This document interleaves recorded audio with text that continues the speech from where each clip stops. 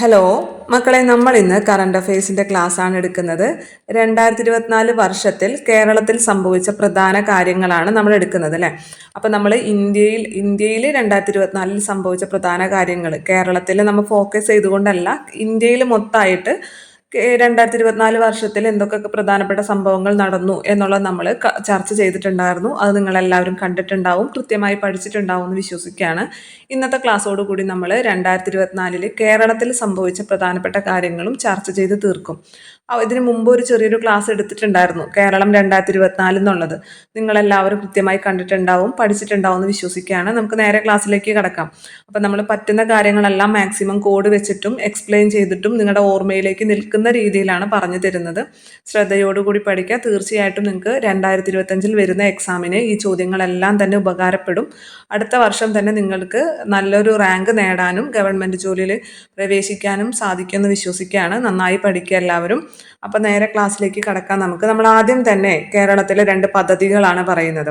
ഒന്ന് കേര പദ്ധതി, മറ്റൊന്ന് കേരഗ്രാമം പദ്ധതി. കേര പദ്ധതി, കേരഗ്രാമം പദ്ധതി. ഈ 2 പദ്ധതികളും കേൾക്കുമ്പോൾ തന്നെ നിങ്ങൾക്ക് മനസ്സിലാവും, രണ്ടും കൃഷിയുമായി ബന്ധപ്പെട്ട പദ്ധതിയാണ് അല്ലേ. കാരണം കേരളം എന്നൊക്കെ പറഞ്ഞാൽ നമ്മൾ നാളികേരവുമായി ബന്ധപ്പെട്ടതാണ്, അപ്പൊ കൃഷിയുമായി ബന്ധപ്പെട്ടതാണ്. പക്ഷെ രണ്ടും നാളികേരവുമായി ബന്ധപ്പെട്ട പദ്ധതിയല്ല. നമ്മൾ പറയില്ലേ, ആനയും ആടും തമ്മിലുള്ള അന്തരമുണ്ട് ഈ 2 പദ്ധതികൾ തമ്മിൽ. കാരണം ഈ കേര പദ്ധതി എന്നുള്ളത് വലിയൊരു പദ്ധതിയാണ്. ലോകബാങ്കിന്റെ സഹായത്തോടു കൂടി നമ്മൾ നടത്തുന്ന വലിയൊരു പദ്ധതിയാണ് കേര പദ്ധതി എന്നുള്ളത്. അതുകൊണ്ട് തന്നെ വളരെ ഇമ്പോർട്ടൻ്റ് ആണ്. ലോകബാങ്കിന്റെ സഹായത്തോടു കൂടി നമ്മുടെ കേരള സർക്കാർ നടപ്പിലാക്കുന്ന ഒരു പദ്ധതിയാണ് കേര പദ്ധതി. അത് നമ്മുടെ കേര കർഷകർക്ക് വേണ്ടി മാത്രമുള്ള ഒരു പദ്ധതിയല്ല, മൊത്തം കൃഷിക്ക് വേണ്ടിയിട്ട്, കാർഷിക മേഖലയ്ക്ക് വേണ്ടിയിട്ട്. അതായത് നമ്മുടെ ഈ കാലാവസ്ഥ വ്യതിയാനങ്ങളെ അതിജീവിക്കുന്ന രീതിയിൽ കൃഷി ചെയ്യാൻ. നമുക്കറിയാലോ ഇപ്പോഴത്തെ കാലാവസ്ഥ എങ്ങനെയാണെന്ന്. ഡിസംബറിലടക്കം മഴ പെയ്യാണ്. അപ്പൊ എന്ത് സംഭവിക്കും? നമ്മൾ ഈ നെൽപ്പാടങ്ങളിലെല്ലാം തന്നെ ഇത് നട്ടിട്ടുണ്ടാവും, കറ്റ നട്ടിട്ടുണ്ടാവും അല്ലെ. നമ്മൾ എന്താ പറയുക അതിനെ, ചെറിയ നെൽച്ചെടികളൊക്കെ നമ്മൾ നട്ട് വെച്ചിട്ടുണ്ടാവും. ഇതൊക്കെ മഴയത്ത് ഒലിച്ചു പോയി കർഷകർക്ക് ഒരുപാട് നഷ്ടമൊക്കെ ഉണ്ടാവും അല്ലേ. ഇപ്പം നമ്മൾ ഈ അടുത്ത സമയത്ത് വരെ കണ്ടതാണ് ഇത് സാഹചര്യങ്ങളൊക്കെ. അപ്പം ഇത്തരത്തിൽ കാലാവസ്ഥയെ അതിജീവിച്ചുകൊണ്ട്, നമ്മുടെ കാലാവസ്ഥയെ മനസ്സിലാക്കി അതിനെ അതിജീവിച്ചുകൊണ്ട് കൃഷി ചെയ്യുന്നതിന് വേണ്ടിയിട്ട് തയ്യാറാക്കിയിട്ടുള്ള ഒരു വലിയൊരു പദ്ധതിയാണ് കേര പദ്ധതി എന്നുള്ളത്. ആ കേര പദ്ധതി എന്ന് പറഞ്ഞാൽ Kerala climate resistance agri value chain എന്നാണ് അതിൻ്റെ പേര്. കേര പദ്ധതി എന്താണ്? Kerala climate resistance. ഞാൻ പറഞ്ഞില്ലേ, കാലാവസ്ഥയെ അതിജീവിക്കുക, അതാണ് climate resistance agri value chain എന്നാണ് ആ പദ്ധതിയുടെ പേര്, മുഴുവൻ പേര്.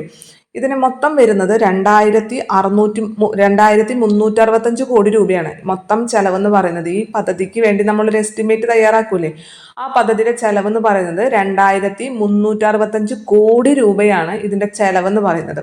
അതിൽ 1655 കോടി, നിങ്ങളൊന്ന് നോക്കി നോക്കി എത്ര ശതമാനം വരുന്ന, പകുതിയിൽ കൂടുതൽ വരും അല്ലെ. 1655 കോടി നമുക്ക് ലോകബാങ്ക് നൽകും. ബാക്കി 709 കോടിയാണ് കേരള സർക്കാർ എടുക്കുന്നത്. ഞാനൊരു റൗണ്ട് ചെയ്ത് പറഞ്ഞാണ്. ഇതൊന്നും ഈ കോടിയുടെ കണക്കൊന്നും നിങ്ങൾ പഠിക്കേണ്ട, നിങ്ങൾ മനസ്സിലാക്കിയാൽ മാത്രം മതി. മൊത്തം 2365 കോടി വരുന്ന പദ്ധതിയുടെ 1655 കോടിയും ലോകബാങ്കാണ് നൽകുന്നത്. 709 കോടിയാണ് കേരള സർക്കാർ എടുത്തുകൊണ്ട് ഈ പദ്ധതി നടപ്പിലാക്കുന്നത്. അപ്പൊ അത്ര വലിയൊരു പദ്ധതിയാണ്. മൊത്തം നമ്മുടെ കേരള കാർഷിക മേഖലനെ തന്നെ ഉടച്ചു വാർക്കാന്നൊക്കെ പറയില്ലേ, അപ്പൊ അത്തരത്തില് മുൻകൂട്ടി കണ്ടുകൊണ്ടുള്ള ഒരു പദ്ധതിയാണ് കേര പദ്ധതി എന്നുള്ളത്. വെള്ളം, വൈദ്യുതി, അതുപോലെ തന്നെ കാർഷിക മേഖലയിലെ മാലിന്യ നിർമ്മാർജ്ജനം, അതുപോലെ പുതിയ സ്റ്റാർട്ടപ്പുകൾ, കാർഷിക മേഖലയിൽ പുതിയ സ്റ്റാർട്ടപ്പുകൾ തുടങ്ങുക, ഫുഡ് പാർക്കുകൾ തുടങ്ങുക, കാർഷിക മേഖലയിൽ കുറെ സംഘടനകളെ കൊണ്ടുവരാം, കാർഷിക മേഖലയുടെ പുനരുജ്ജീവനത്തിന് വേണ്ടി കുറെ സംഘടനകളൊക്കെ അല്ലെ പ്രോത്സാഹിപ്പിക്കുക. ഇങ്ങനെ കുറേ മൊത്തം എല്ലാ മേഖലയിലെയും കണ്ടുകൊണ്ടുള്ള ഒരു പദ്ധതിയാണ് കേര പദ്ധതി എന്നുള്ളത്. എന്നാൽ കേരഗ്രാമം പദ്ധതി എന്ന് പറയുന്നത് ചെറിയൊരു പദ്ധതിയാണ്. അത് കേരളത്തിലെ കേര കർഷകർക്ക് വേണ്ടി മാത്രം ആരംഭിച്ചിട്ടുള്ള ഒരു പദ്ധതിയാണ് കേരഗ്രാമം പദ്ധതി എന്നുള്ളത്. കേരഗ്രാമം പദ്ധതി അതായത് ഇപ്പോൾ ഈ തേങ്ങയുടെ ഒക്കെ, ഈ നാളികേരത്തിൻ്റെ ഒക്കെ വിലയിടിവ് മൂലമൊക്കെ വളരെയധികം ഈ നാളികേര കർഷകർ, തെങ്ങ് കർഷകർ വലിയ പ്രതിസന്ധി നേരിട്ടുകൊണ്ടാണ് ഇരിക്കുകയാണ്.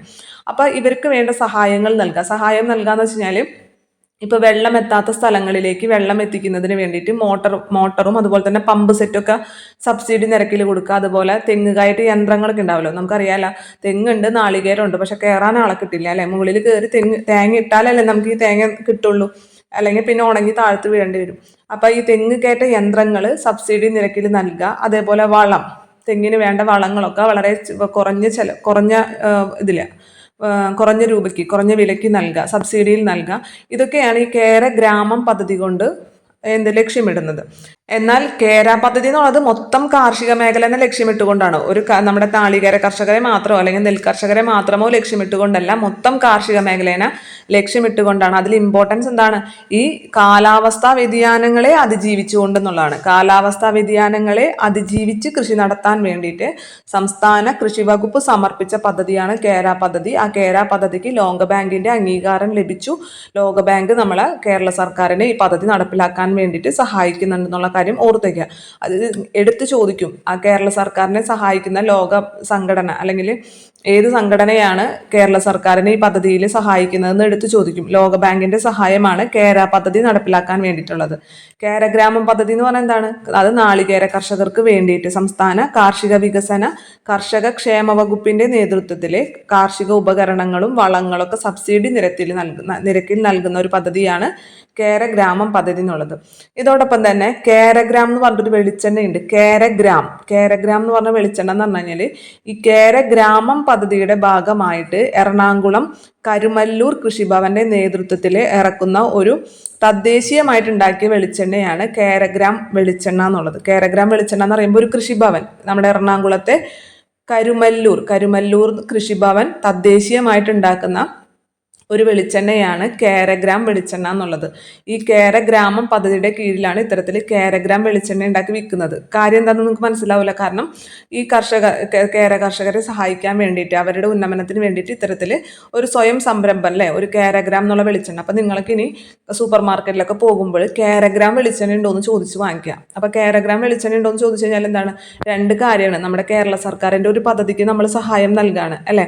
അതോടൊപ്പം തന്നെ നമുക്ക് ശുദ്ധമായിട്ടുള്ള വെളിച്ചെണ്ണ കിട്ടും. കാരണം എന്താണ്? ഇത് കൃഷിഭവന്റെ നേതൃത്വത്തിൽ ഉണ്ടാക്കുന്ന വെളിച്ചെണ്ണ ആയതുകൊണ്ട് തന്നെ ഇതിൽ എന്തുണ്ടാവില്ല? മായങ്ങളൊന്നും തന്നെ ഉണ്ടാവില്ല. അപ്പം നമുക്ക് നല്ല വെളിച്ചെണ്ണ കിട്ടും. നമ്മൾ കേരള സർക്കാരിന്റെ ഒരു പ്രൊഡക്റ്റിനെ നമ്മൾ എന്ത് ചെയ്യാണ്? സപ്പോർട്ട് ചെയ്യാണ്. അതോടൊപ്പം തന്നെ നമ്മൾ PSCക്ക് ഈ സാധനം മറന്നും പോകില്ല. കേരഗ്രാം എന്നുള്ള വെളിച്ചെണ്ണ കേരഗ്രാമം പദ്ധതിയുടെ കീഴിലാണെന്ന്. കഴിഞ്ഞ ദിവസം നമ്മൾ ഇതുപോലെ തന്നെ ഹില്ലി അക്വ എന്ന് പറഞ്ഞിട്ടുണ്ടായിരുന്നു. ഓർമ്മയുണ്ടോ നിങ്ങൾക്ക്? ഹില്ലി അക്വ എന്താണ്? ജലം, നമ്മുടെ ബോട്ടിൽ വാട്ടർ, ശുദ്ധജലം നമ്മുടെ ബോട്ടിലാക്കിയിട്ട് നമ്മുടെ റേഷൻ കടകൾ വഴിയിട്ടും അതുപോലെ തന്നെ കേരളത്തിലെ പ്രധാന റെയിൽവേ സ്റ്റേഷനുകളിലും എത്തിക്കുന്നുണ്ട്. കേരള ജലവിഭവ വകുപ്പാണ് ഈ ഹില്ലി അക്വ എന്നുള്ള ബോട്ടിൽ വാട്ടർ എത്തിക്കുന്നത്. അപ്പം നമ്മുടെ കേരള ജലവിഭവ വകുപ്പിന്റെ ബോട്ടിൽ വാട്ടറാണ്, കുപ്പിവെള്ളമാണ് എന്തെന്നുള്ളത് ഹില്ലി അക്വ എന്നുള്ളത്. നമ്മുടെ റേഷൻ കടകളിൽ റേഷൻ കടകളിലൂടെ സുജലം പദ്ധതി വഴി എത്തിക്കുന്ന വെള്ളവും ഏത് തന്നെയാണ്? ഹില്ലി അക്വ തന്നെയാണ്. അപ്പം നിങ്ങൾ ഇനി പോകുമ്പോൾ എന്ത് വാങ്ങിക്കണം? ഹില്ലി അക്വ എന്ന് പറഞ്ഞിട്ടുള്ള ഈ ബോട്ടിൽ വാട്ടർ, ഈ കുടിവെള്ളം അല്ലെ, കുപ്പിവെള്ളം നിങ്ങൾ ചോദിച്ചു വാങ്ങിക്കണം, ഹില്ലി അക്വ. അതുപോലെ നമ്മുടെ സൂപ്പർ മാർക്കറ്റിൽ പോകുമ്പോൾ കേരഗ്രാം വെളിച്ചെണ്ണ ഉണ്ടോയെന്ന് ആദ്യം ചോദിക്കുക. ഉണ്ടെങ്കിൽ അത് വാങ്ങിക്കുക, ഇല്ലെങ്കിൽ മാത്രം വേറെ ബ്രാൻഡ് നോക്കാം. അപ്പം നമ്മുടെ PSCക്കും ഉപകാരമാണ്, കേരളത്തിലെ കേര കർഷകർക്കും ഉപകാരമാണ്. അതേപോലെ തന്നെ നിങ്ങൾക്ക് ശുദ്ധമായിട്ടുള്ള വെളിച്ചെണ്ണയും കിട്ടും. അപ്പം നമുക്ക് അടുത്ത ചോദ്യത്തിലേക്ക് പോകാം. കൂടുതൽ പറയുന്നില്ല. കേന്ദ്ര സർക്കാരിന്റെ നദീതട മാനേജ്മെന്റ് പദ്ധതിയിലേക്ക് തെരഞ്ഞെടുക്കപ്പെട്ട 6 നദികളിൽ കേരളത്തിൽ നിന്നും ഉൾപ്പെട്ട നദി ഏതാണെന്നാണ്. അതായത് കേന്ദ്ര സർക്കാരിന്റെ നദീതട മാനേജ്മെന്റ് പദ്ധതിയിലേക്ക് തെരഞ്ഞെടുക്കപ്പെട്ട 6 നദികളിൽ കേരളത്തിൽ നിന്നുള്ള നദി പെരിയാറാണ്. അപ്പം നമുക്കറിയാം അല്ലേ, നമ്മുടെ കേരളത്തിലെ ഏറ്റവും നീളം കൂടിയ നദി ഏതാണ്? പെരിയാറാണ്. അതുകൊണ്ട് തന്നെ പെരിയാറിനെ തന്നെയാണ് ഈ കേന്ദ്ര സർക്കാരിന്റെ നദീതട മാനേജ്മെന്റ് പദ്ധതിയിലേക്ക് തിരഞ്ഞെടുത്തത്. മൊത്തം എത്ര നദികളുണ്ട്? 6 നദികളുണ്ട്. 6 എന്ന് പറഞ്ഞാൽ തന്നെ നദിയാണ് അല്ലെ. 6 നമ്മ മലയാളത്തിൽ 6 എന്നുള്ളത് എന്തിന്റെ പര്യായമാണ്? നദിയുടെ പര്യായമാണ്. അപ്പൊ 6 നദികളെയാണ് മൊത്തത്തിൽ തെരഞ്ഞെടുത്തിട്ടുള്ളത്. അതിലൊരു നദി പെരിയാറാണ്. കേരളത്തിൽ നിന്നുള്ള നദി പെരിയാറാണ്. ബാക്കി നദികളൊക്കെ നമ്മുടെ ചുറ്റുവട്ടത്ത്, നമ്മുടെ അപ്പുറത്തൊക്കെ സംസ്ഥാനത്തിൽ, കർണാടകത്തിലും തമിഴ്നാട്ടിലും ആന്ധ്രാപ്രദേശിൽ കൂടിയൊക്കെ ഒഴുകുന്ന നദികളൊക്കെ തന്നെയാണ്. കൃഷ്ണ, കാവേരി, ഗോദാവരി, പിന്നെ നർമ്മദ, മഹാനദിയും കൂടി ഉണ്ട്. കൃഷ്ണ, കാവേരി, ഗോദാവരി, നർമ്മദ, മഹാനദി, ഈ 5 നദികളും പ്ലസ് പെരിയാറുമാണ് കേന്ദ്ര സർക്കാരിന്റെ നദീതട മാനേജ്മെന്റ് പദ്ധതിയിലേക്ക് തെരഞ്ഞെടുക്കപ്പെട്ട 6 നദികൾ. പഠിച്ചോ ഏതൊക്കെയാണ്? കേരളത്തിൽ നിന്ന് പെരിയാർ, പിന്നെ കൃഷ്ണ, കാവേരി, ഗോദാവരി പ്ലസ് നർമ്മദ, മഹാനദി. 6 നദികളുടെ പേര് പഠിച്ചില്ലേ? ഇമ്പോർട്ടൻ്റ് ആണ്, ചോദിക്കും. കേന്ദ്ര സർക്കാരിന്റെ നദീതട മാനേജ്മെന്റ് പദ്ധതിയിലേക്ക് തിരഞ്ഞെടുക്കപ്പെട്ട 6 നദികളിൽ കേരളത്തിൽ നിന്നുള്ളത് പെരിയാറാണ്. ബാക്കി നദികൾ കൃഷ്ണ, കാവേരി, ഗോദാവരി, നർമ്മദ, മഹാനദി. അടുത്തത് ഇന്ത്യയുടെ ആദ്യത്തെ വിന്റർ ആർട്ടിക് പര്യവേഷണത്തിൽ പങ്കാളിയാകുന്ന കേരളത്തിൽ നിന്നുള്ള സർവകലാശാല ഏതെന്നാണ്. സർവകലാശാലയുമായി ബന്ധപ്പെട്ട് സ്ഥിരം ചോദ്യങ്ങൾ കുറേ എണ്ണം വരാറുണ്ടല്ലേ. നമ്മൾ നദിയുടെ കാര്യം പറഞ്ഞപ്പോൾ ഒരു ചോദ്യം പറയാൻ വിട്ടുപോയി, ഇനി വരും എന്തായാലും, എങ്കിലും പറയാം. കേരളത്തിലെ ഏറ്റവും കൂടുതൽ മലിനീകരിക്കപ്പെട്ട നദി ഏതാണ്? കേരളത്തിലെ ഏറ്റവും കൂടുതൽ മലിനീകരിക്കപ്പെട്ട നദി കല്ലായിപ്പുഴയാണ് അല്ലേ. കല്ലായിപ്പുഴയാണ് ഏറ്റവും കൂടുതൽ മലിനീകരിക്കപ്പെട്ട നദി എന്ന് പറയുന്നത്. നിങ്ങൾ ഒരു പാട്ട് കണ്ടിട്ടുണ്ടാവും അല്ലേ, കല്ലായി കടവത്തെ കാറ്റൊന്നും വന്നില്ല എന്ന് പറഞ്ഞിട്ടൊരു പാട്ട് കണ്ടില്ലേ. അപ്പം നിങ്ങൾ അങ്ങനെ മനസ്സിൽ വിചാരിക്കുക, ആ പാട്ട് എടുത്തോട് കൂടിയിട്ട് അല്ലേ, അത് സിനിമയിൽ ആ പാട്ട് എടുത്തോട് കൂടിയിട്ട് ആ നദി മൊത്തമായിട്ട് മലിനീകരിക്കപ്പെട്ടു എന്നൊക്കെ നിങ്ങൾ മനസ്സിൽ വെറുതെ വിചാരിക്കുക. അപ്പം നിങ്ങൾക്ക് അതും ഓർമ്മ വരും. കല്ലായിപ്പുഴയാണ് കേരളത്തിലെ ഏറ്റവും മലിനമാക്കപ്പെട്ട നദി എന്ന് പറയുന്നത്, കല്ലായിപ്പുഴ. അപ്പം നമുക്ക് സർവകലാശാലയിലേക്ക് വരാം. ഇന്ത്യയിലെ ആദ്യത്തെ വിന്റർ ആർട്ടിക് പര്യവേഷണത്തിൽ പങ്കാളിയാകുന്ന കേരളത്തിലെ സർവകലാശാല MG സർവകലാശാലയാണ്. വിന്റർ ആർട്ടിക് പര്യവേഷണത്തിലാണ്. ഇന്ത്യയുടെ ആദ്യത്തെ വിന്റർ ആർട്ടിക് പര്യവേഷണമാണ്. ആർട്ടിക് മേഖല എന്ന് പറഞ്ഞാൽ അറിയാലോ, മൊത്തത്തിൽ മഞ്ഞ് മൂടിക്കിടക്കുന്ന സ്ഥലമാണ് അല്ലേ. മൊത്തം മഞ്ഞ് മൂടിക്കിടക്കുന്ന സ്ഥലമാണ്. ഈ മഞ്ഞെന്ന് എഴുതുമ്പോൾ തന്നെ അതിൽ എമ്മും ജി ഒക്കെ വരും ഇല്ലേ. ഇനി വരില്ലെങ്കിലും നിങ്ങൾ വരുത്താം. മഞ്ഞ് എന്ന് എഴുതുമ്പോൾ ഇനി എന്താ എഴുതാ, ജി എഴുതാം. അപ്പം MG മാ എന്ന് പറയുമ്പോൾ M ആണ്. എന്ന് പറയുമ്പോൾ ജെ എഴുതണ്ട, ഇനി ജി എഴുതിക്കോളൂ. അപ്പം മഞ്ഞ് MG യൂണിവേഴ്സിറ്റി, MG സർവകലാശാലയാണ് ഇന്ത്യയുടെ ആദ്യത്തെ വിന്റർ ആർട്ടിക് പര്യവേഷണത്തിൽ പങ്കാളിയാകുന്ന കേരളത്തിലെ സർവകലാശാല. മറക്കോ, ഏത് സർവകലാശാലയാണ് ഇന്ത്യയുടെ ആദ്യത്തെ വിന്റർ ആർട്ടിക് പര്യവേഷണത്തിൽ പങ്കാളിയാകുന്ന സർവകലാശാല? MG സർവകലാശാലയാണ്. മുമ്പ് നമ്മളൊരു ചോദ്യം പറഞ്ഞിട്ടുണ്ടായിരുന്നു, നിങ്ങൾക്ക് ഓർമ്മയുണ്ടാവും. അതായത് ആർത്തവ സമയത്ത് അവധി പ്രഖ്യാപിച്ച ആദ്യത്തെ കേരളത്തിലെ സർവകലാശാല. ആർത്തവ സമയത്ത് പെൺകുട്ടികൾക്ക് അവധി പ്രഖ്യാപിച്ച കേരളത്തിലെ ആദ്യത്തെ സർവകലാശാല ക്യുസാറ്റ് ആണ്. ക്യുസാറ്റ്. അപ്പോൾ നമ്മൾ ഓർക്കാൻ പറഞ്ഞായിരുന്നു, നമുക്ക് ഇരിക്കാൻ ഭയങ്കര ബുദ്ധിമുട്ടായിരിക്കില്ല ആർത്തവമായിട്ടുണ്ടെങ്കിൽ ഇരിക്കാൻ. സാറ്റ് അല്ലേ, സാറ്റ് ഇരിക്കാൻ ഭയങ്കര ബുദ്ധിമുട്ടായിരിക്കും. അപ്പോൾ സാറ്റ് ചെയ്യാൻ ഭയങ്കര ബുദ്ധിമുട്ടായിരിക്കും. അതുകൊണ്ട് ക്യുസാറ്റാണ് അനുവദിച്ചത്. അങ്ങനെ നമ്മൾ എന്തെങ്കിലുമൊക്കെ കുഞ്ഞു കോഡുകളൊക്കെ വെച്ച് പഠിച്ച് നമ്മൾ ഇതൊന്നും മറക്കില്ല, അല്ലെങ്കിൽ നമുക്ക് ആകെ കൂടി കൺഫ്യൂസിങ് ആവും. അടുത്തത്, രാജ്യത്ത് ജില്ലാ പഞ്ചായത്ത് തലത്തിൽ കാർബൺ ന്യൂട്രൽ റിപ്പോർട്ട് പുറത്തിറക്കിയ ആദ്യത്തെ ജില്ല ഏതാണെന്ന്. രാജ്യത്ത് ജില്ലാ പഞ്ചായത്ത് തലത്തിൽ കാർബൺ ന്യൂട്രൽ റിപ്പോർട്ട് പുറത്തിറക്കിയ ആദ്യത്തെ ജില്ല വയനാടാണ്.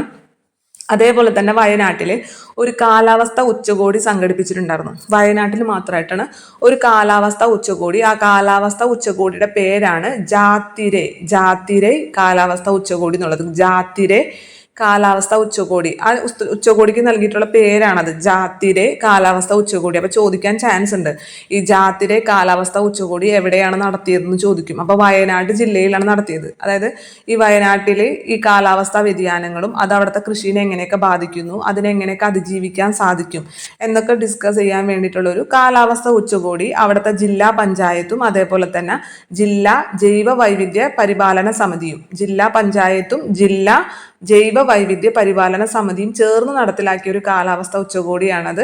ജാത്തിരൈ കാലാവസ്ഥ ഉച്ചകോടി വയനാട് ജില്ലയിലാണ് നടത്തിയതെന്ന് ഓർത്തിരിക്കുക.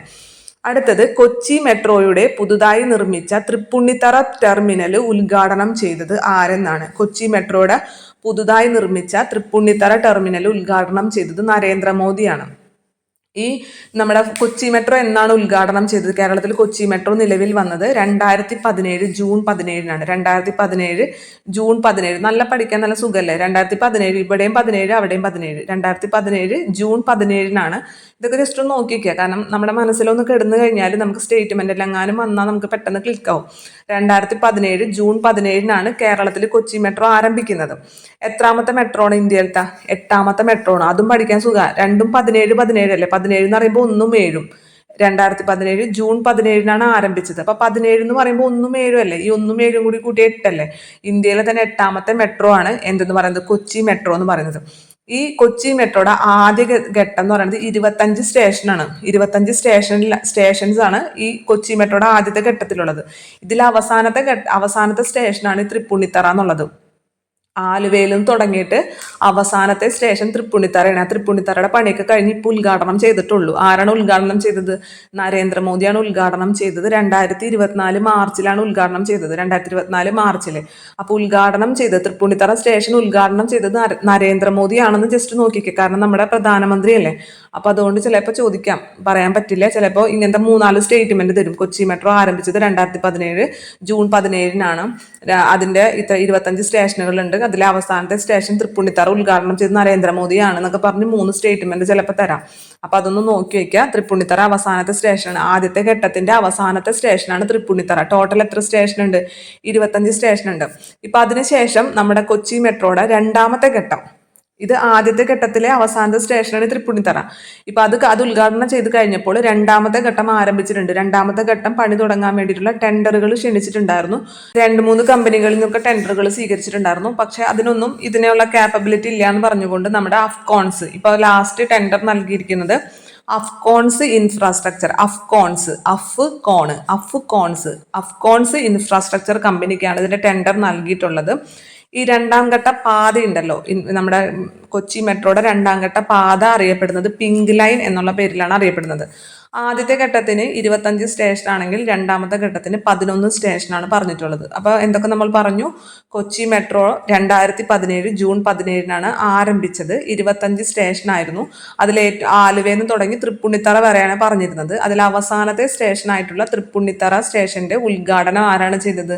നരേന്ദ്രമോദി 2024 മാർച്ചിലാണ് നിർവഹിച്ചത്. രണ്ടാം ഘട്ടത്തിന്റെ ടെൻഡർ നൽകിയിരിക്കുന്നത് അഫ്കോൺസ് ഇൻഫ്രാസ്ട്രക്ചർ എന്നുള്ള കമ്പനിക്കാണ്. രണ്ടാം ഘട്ടയുടെ പാത അറിയപ്പെടുന്ന പേര് പിങ്ക് ലൈൻ എന്നുള്ള പേരിലാണ് അറിയപ്പെടുന്നത്. അപ്പൊ ഇത്രയും കാര്യങ്ങൾ അവിടെ നമ്മുടെ കൊച്ചി മെട്രോ ആയിട്ട് ഓർത്തിരിക്കുക. എത്രാമത്തെ മെട്രോ ആണ്? ഇന്ത്യയിലെ 8ാമത്തെ മെട്രോ ആണ് കൊച്ചി മെട്രോ എന്ന് പറയുന്നത്. ഇനി സർക്കാർ ഉടമസ്ഥതയിലുള്ള രാജ്യത്തെ ആദ്യത്തെ OTT പ്ലാറ്റ്ഫോം സി സ്പേസ് ആണ്. സി എന്നുള്ളത് സിനിമ എന്ന് പറയാം അല്ലെ. സി സ്പേസ് ആണ് സർക്കാർ ഉടമസ്ഥതയിലുള്ള രാജ്യത്തെ ആദ്യത്തെ OTT പ്ലാറ്റ്ഫോം എന്നുള്ളത്. അപ്പൊ നമുക്ക് തെറ്റിക്കാൻ വേണ്ടി ഒരു കെ സ്പേസ് എന്നൊക്കെ തരും. കാരണം ഇപ്പൊ എല്ലാതും കേരളത്തിലെ എല്ലാ സംഭവങ്ങളും കെ വെച്ചിട്ടാണ് അല്ലെ. കെ വാക്ക്, കെ ഫോണ് അല്ലെ, എല്ലാം കെ വെച്ചിട്ടാണ്. അപ്പൊ നമുക്ക് കെ സ്പേസ് എന്ന് തരുമ്പോൾ നമുക്ക് ആ നേരത്ത് അങ്ങതാണെന്ന് തോന്നും. പക്ഷെ കെ സ്പേസ് അല്ല, സി സ്പേസ് ആണ്. ഓർത്തിരിക്കണം, തെറ്റിക്കരുത്. സർക്കാർ ഉടമസ്ഥതയിലുള്ള രാജ്യത്തെ ആദ്യത്തെ OTT പ്ലാറ്റ്ഫോം എന്നുള്ളത് സി സ്പേസ് ആണ്. സി സ്പേസ് ഇതിന്റെ നടത്തിപ്പ് ചുമതല എന്ന് പറയുന്നത് KSFDC എന്ന് കേട്ടിട്ടുണ്ടല്ലോ, Kerala state film development corporation, Kerala ചലച്ചിത്ര വികസന കോർപ്പറേഷൻ ആണ് ഇതിന്റെ ചുമതലയുള്ളത്. അടുത്തത് മത്സ്യവൈവിധ്യ പഠന സംരക്ഷണ മേഖലയിലെ അന്താരാഷ്ട്ര സംഘടനയായിട്ടുള്ള ഷോൾ international union of conservation of nature. എന്താണ്? ഷോൾ international union of conservation of നേച്ചറിന്റെ സഹകരണത്തോടെ പുറത്തിറക്കിയ റിപ്പോർട്ടിൽ ഉയർത്തിക്കാട്ടേണ്ട 50 ഭൂഗർഭ മീനുകളുടെ പട്ടികയിൽ ഉൾപ്പെട്ട കേരളത്തിൽ നിന്നുള്ള ഭൂഗർഭ മീനിന്റെ പേര് പൊതുജനം എന്നാണ്. നല്ല പേരല്ലേ, പൊതുജനം. ആ പൊതുജനം എന്നുള്ള പേര് കൊടുക്കാൻ കാരണം എന്താണെന്നറിയോ? ഇത് പൊതുജനങ്ങളുടെ സഹകരണത്തോട് കൂടിയിട്ടാണ് ഈ മീനിനെ കണ്ടെത്തിയത്, ഭൂഗർഭ മീനെ കണ്ടെത്തിയത്.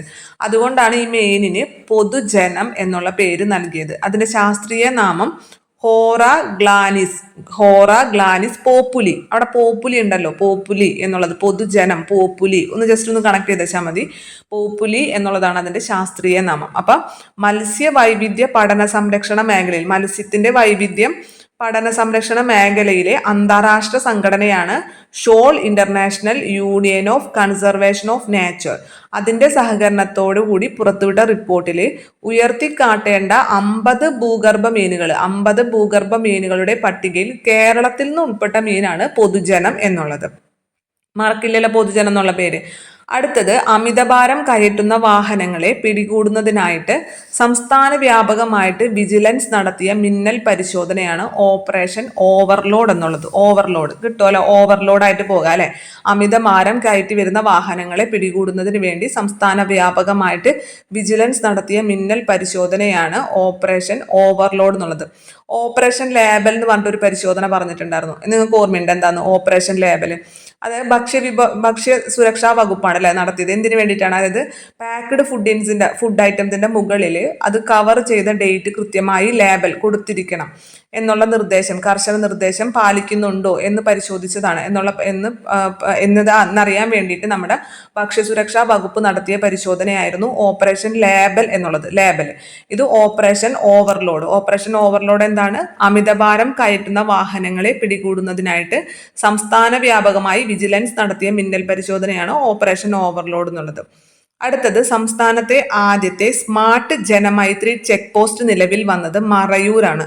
സംസ്ഥാനത്തെ ആദ്യത്തെ സ്മാർട്ട് ജനമൈത്രി ചെക്ക് പോസ്റ്റ് നിലവിൽ വന്നത് മറയൂർ. മറയൂർ നിങ്ങൾക്ക് അറിയാലോ, ചന്ദനക്കാടുകളുള്ള സ്ഥലമാണ് അല്ലെ മറയൂർ എന്നുള്ളത്. അപ്പോൾ ജസ്റ്റ് അങ്ങനെ ഓർക്കുക, നിങ്ങൾ മറയൂർ എന്നൊക്കെ വരുമ്പോൾ ചന്ദനം കടത്തിക്കൊണ്ട് വരുന്നുണ്ടോ എന്ന് അറിയാൻ വേണ്ടിയിട്ട്. മറയൂരൊക്കെ ഒരുപാട് പേര് ടൂറിസ്റ്റ് പ്ലേസ് ആണ്, ഒരുപാട് ടൂറിസ്റ്റുകൾ ചെല്ലുന്ന സ്ഥലമാണ്. അപ്പോൾ അവർ എന്താണ് ഈ ചന്ദനമൊക്കെ കടത്തിക്കൊണ്ട് പോകുന്നുണ്ടോ എന്ന് അറിയാൻ വേണ്ടി ചെക്ക് ചെയ്യണം, ചെക്ക് പോസ്റ്റ് വേണം.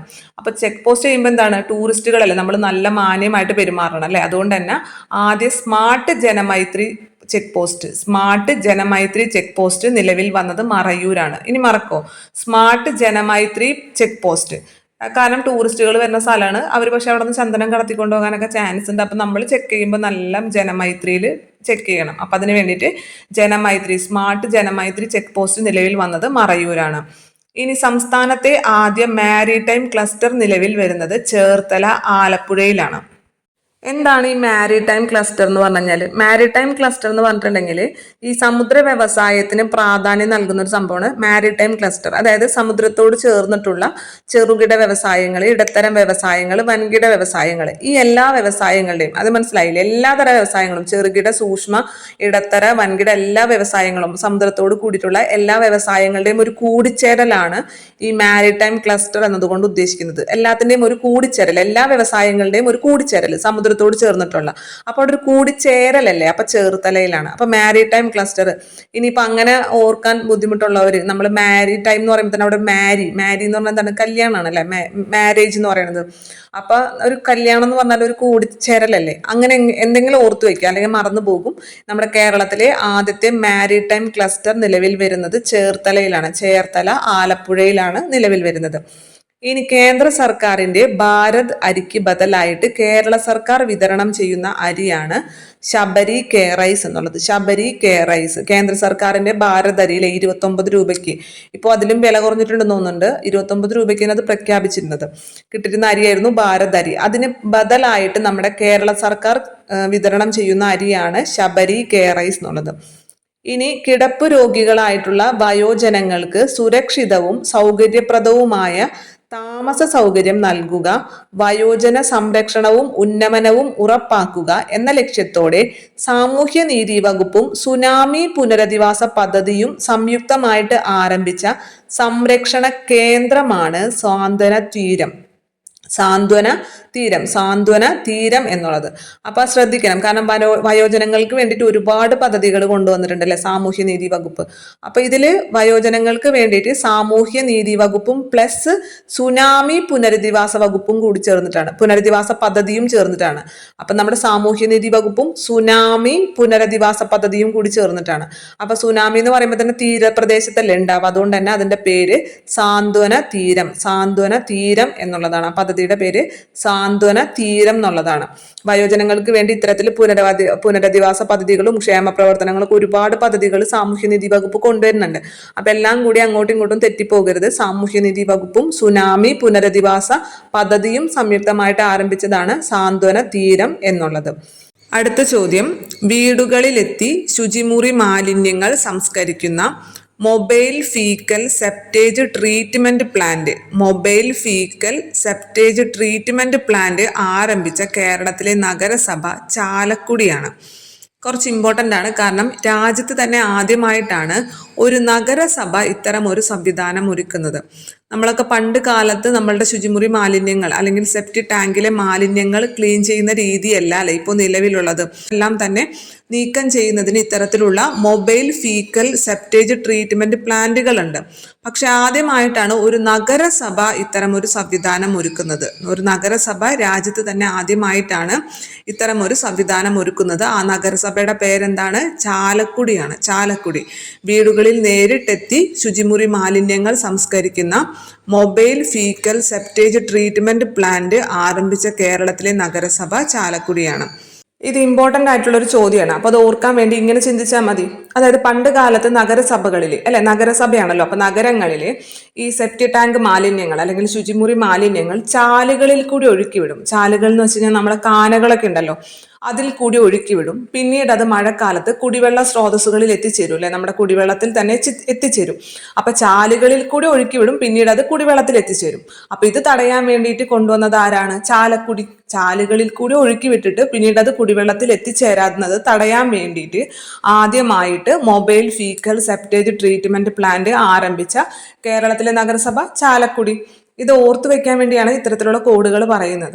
അപ്പോൾ ഒരാൾക്കെങ്കിലും ഇത് എക്സാം സമയത്ത് ഉപകാരപ്പെട്ടെങ്കിൽ അത്രയും നമുക്ക് സന്തോഷമാണ്. അതുകൊണ്ടാണ് പറയുന്നത്, വേറെ രീതിയിലൊന്നും എടുക്കരുത്.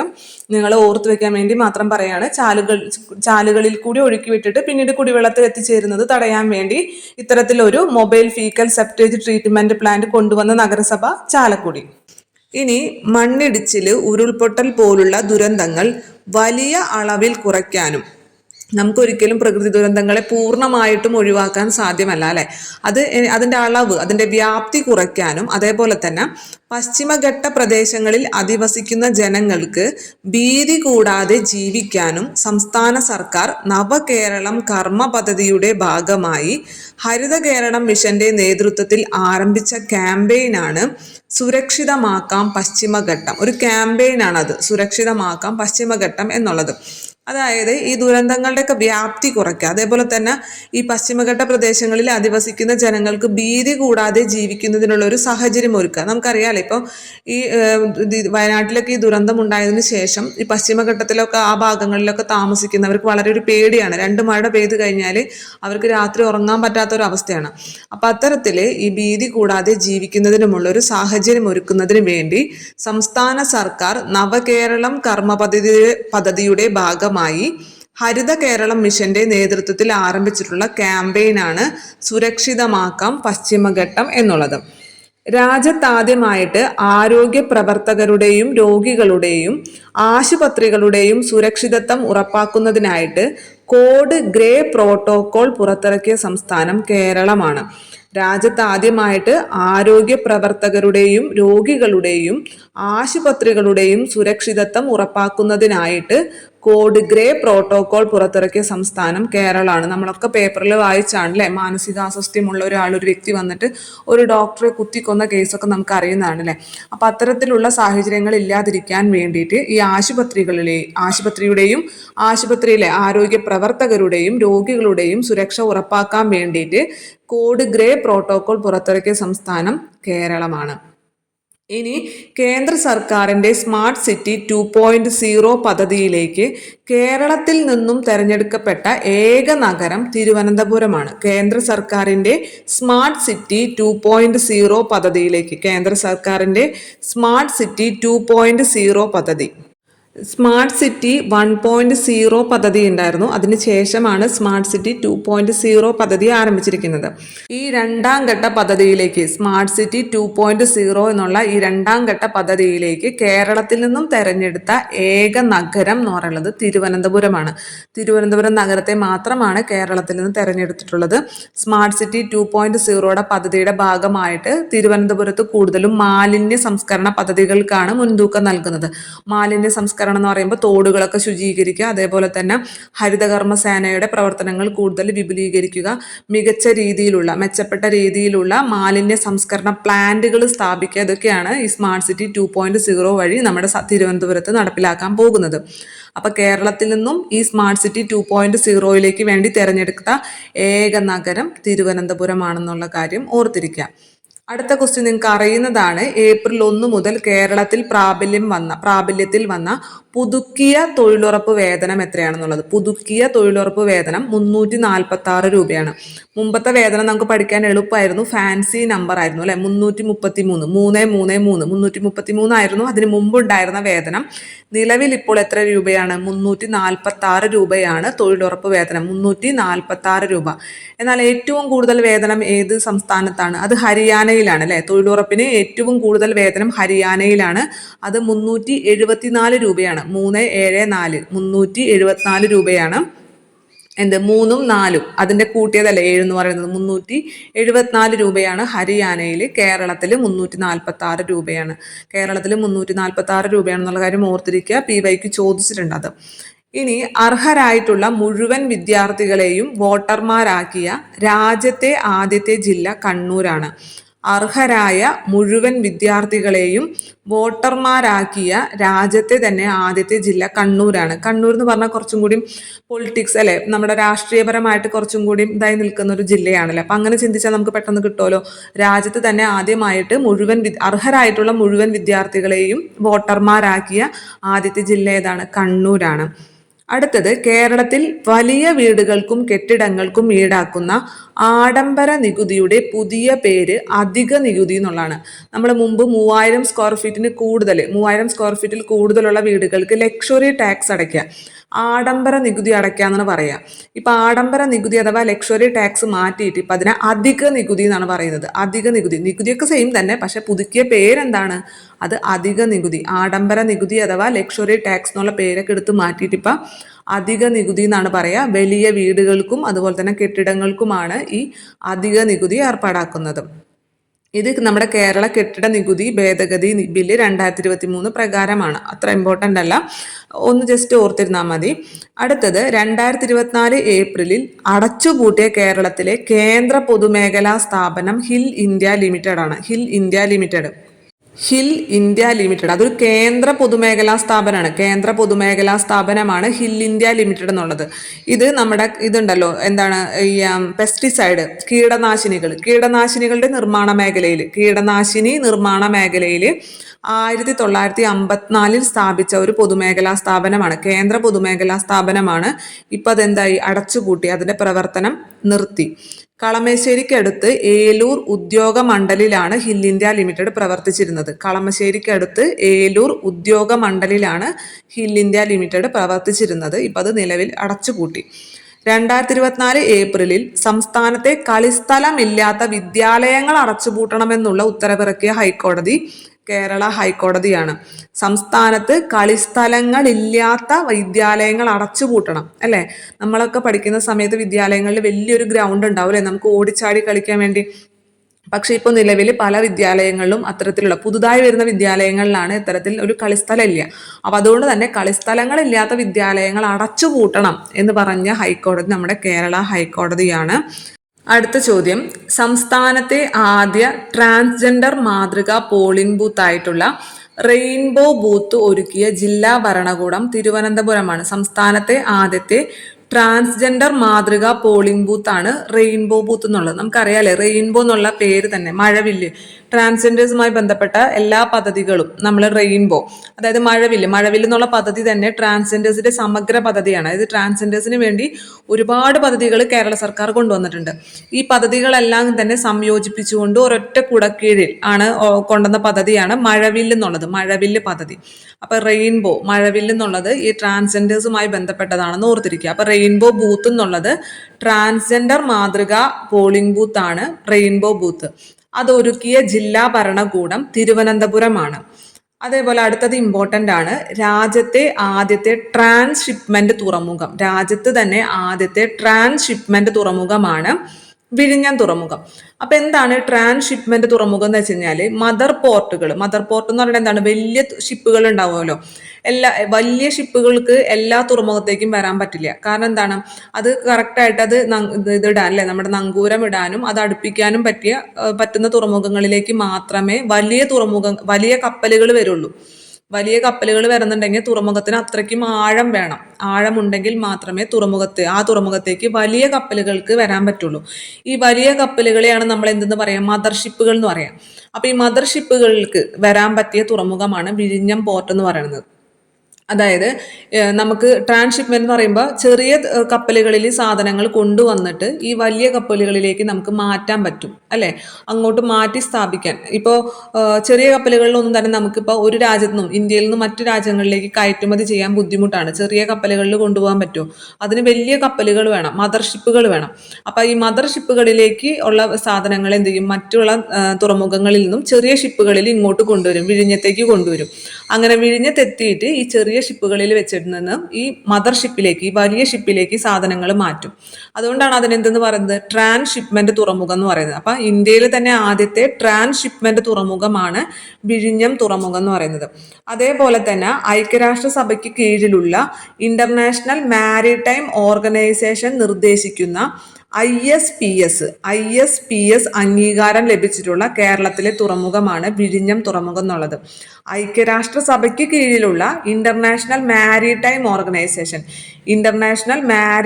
ഓർഗനൈസേഷൻ നിർദ്ദേശിക്കുന്ന ISPS അംഗീകാരം ലഭിച്ചിട്ടുണ്ട്. ISPS എന്ന് വെച്ചാൽ international shipping and port security code എന്നുള്ളതാണ്. ISPS international shipping and port security code. ആ അംഗീകാരം ലഭിച്ച കേരളത്തിലെ തുറമുഖമാണ് വിഴിഞ്ഞം തുറമുഖം. അപ്പൊ വെറുതെ അങ്ങനെ അംഗീകാരം നൽകുകയല്ല ചെയ്യുന്നത്, തുറമുഖത്ത് ഈ നങ്കൂരം ഇടാനുള്ള സൗകര്യമുണ്ടോ, സുരക്ഷാ മാനദണ്ഡങ്ങളെല്ലാം പാലിച്ചിട്ടുണ്ടോ എന്നുള്ള കർശനമായിട്ടുള്ള പരിശോധനയ്ക്ക് ശേഷം മാത്രമാണ് ഈ ISPS അംഗീകാരം നൽകുക. കാരണം വലിയ കപ്പലുകൾ വരുന്നതാണ് അല്ലെ, മദർഷിപ്പുകൾ വരുന്നതാണ്. അപ്പോൾ അവിടെ എല്ലാ സുരക്ഷാ മാനദണ്ഡങ്ങളും പാലിച്ചിട്ടുണ്ടോ, നങ്കൂരം ഇടാനുള്ള സൗകര്യമുണ്ടോ, ഇതെല്ലാം പരിശോധിച്ചതിന് ശേഷം മാത്രമാണ് ഈ ഇന്റർനാഷണൽ മാരിടൈം ഓർഗനൈസേഷൻ ISPS അംഗീകാരം നൽകുക. ഇത്തരത്തിൽ ISPS അംഗീകാരം ലഭിച്ച കേരളത്തിലെ തുറമുഖമാണ് വിഴിഞ്ഞം തുറമുഖം. അതേപോലെ തന്നെ നമ്മുടെ രാജ്യത്ത് തന്നെ ആദ്യത്തെ ട്രാൻസ്ഷിപ്മെന്റ് തുറമുഖവും വിഴിഞ്ഞം തുറമുഖമാണ്.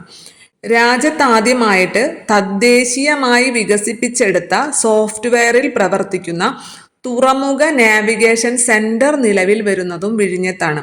തുറമുഖ നാവിഗേഷൻ സെന്റർ എന്ന് പറയുമ്പോൾ നമുക്കറിയാം, ഇപ്പം നമ്മൾ ട്രെയിനിൽ പോകുകയാണെങ്കിൽ തന്നെ ഒരേ പാളത്തിൽ കൂടി ഒരേ സമയം 2 തീവണ്ടികൾ വരുമോ, ഇല്ലല്ലോ, കൃത്യമായിട്ട് അത് ഷെഡ്യൂൾ ചെയ്തിട്ടുണ്ടാവും അല്ലേ. അപ്പം അതേപോലെ തന്നെയാണ് നമ്മൾ ഇതിൽ കൂടിയാണെങ്കിലും നമ്മുടെ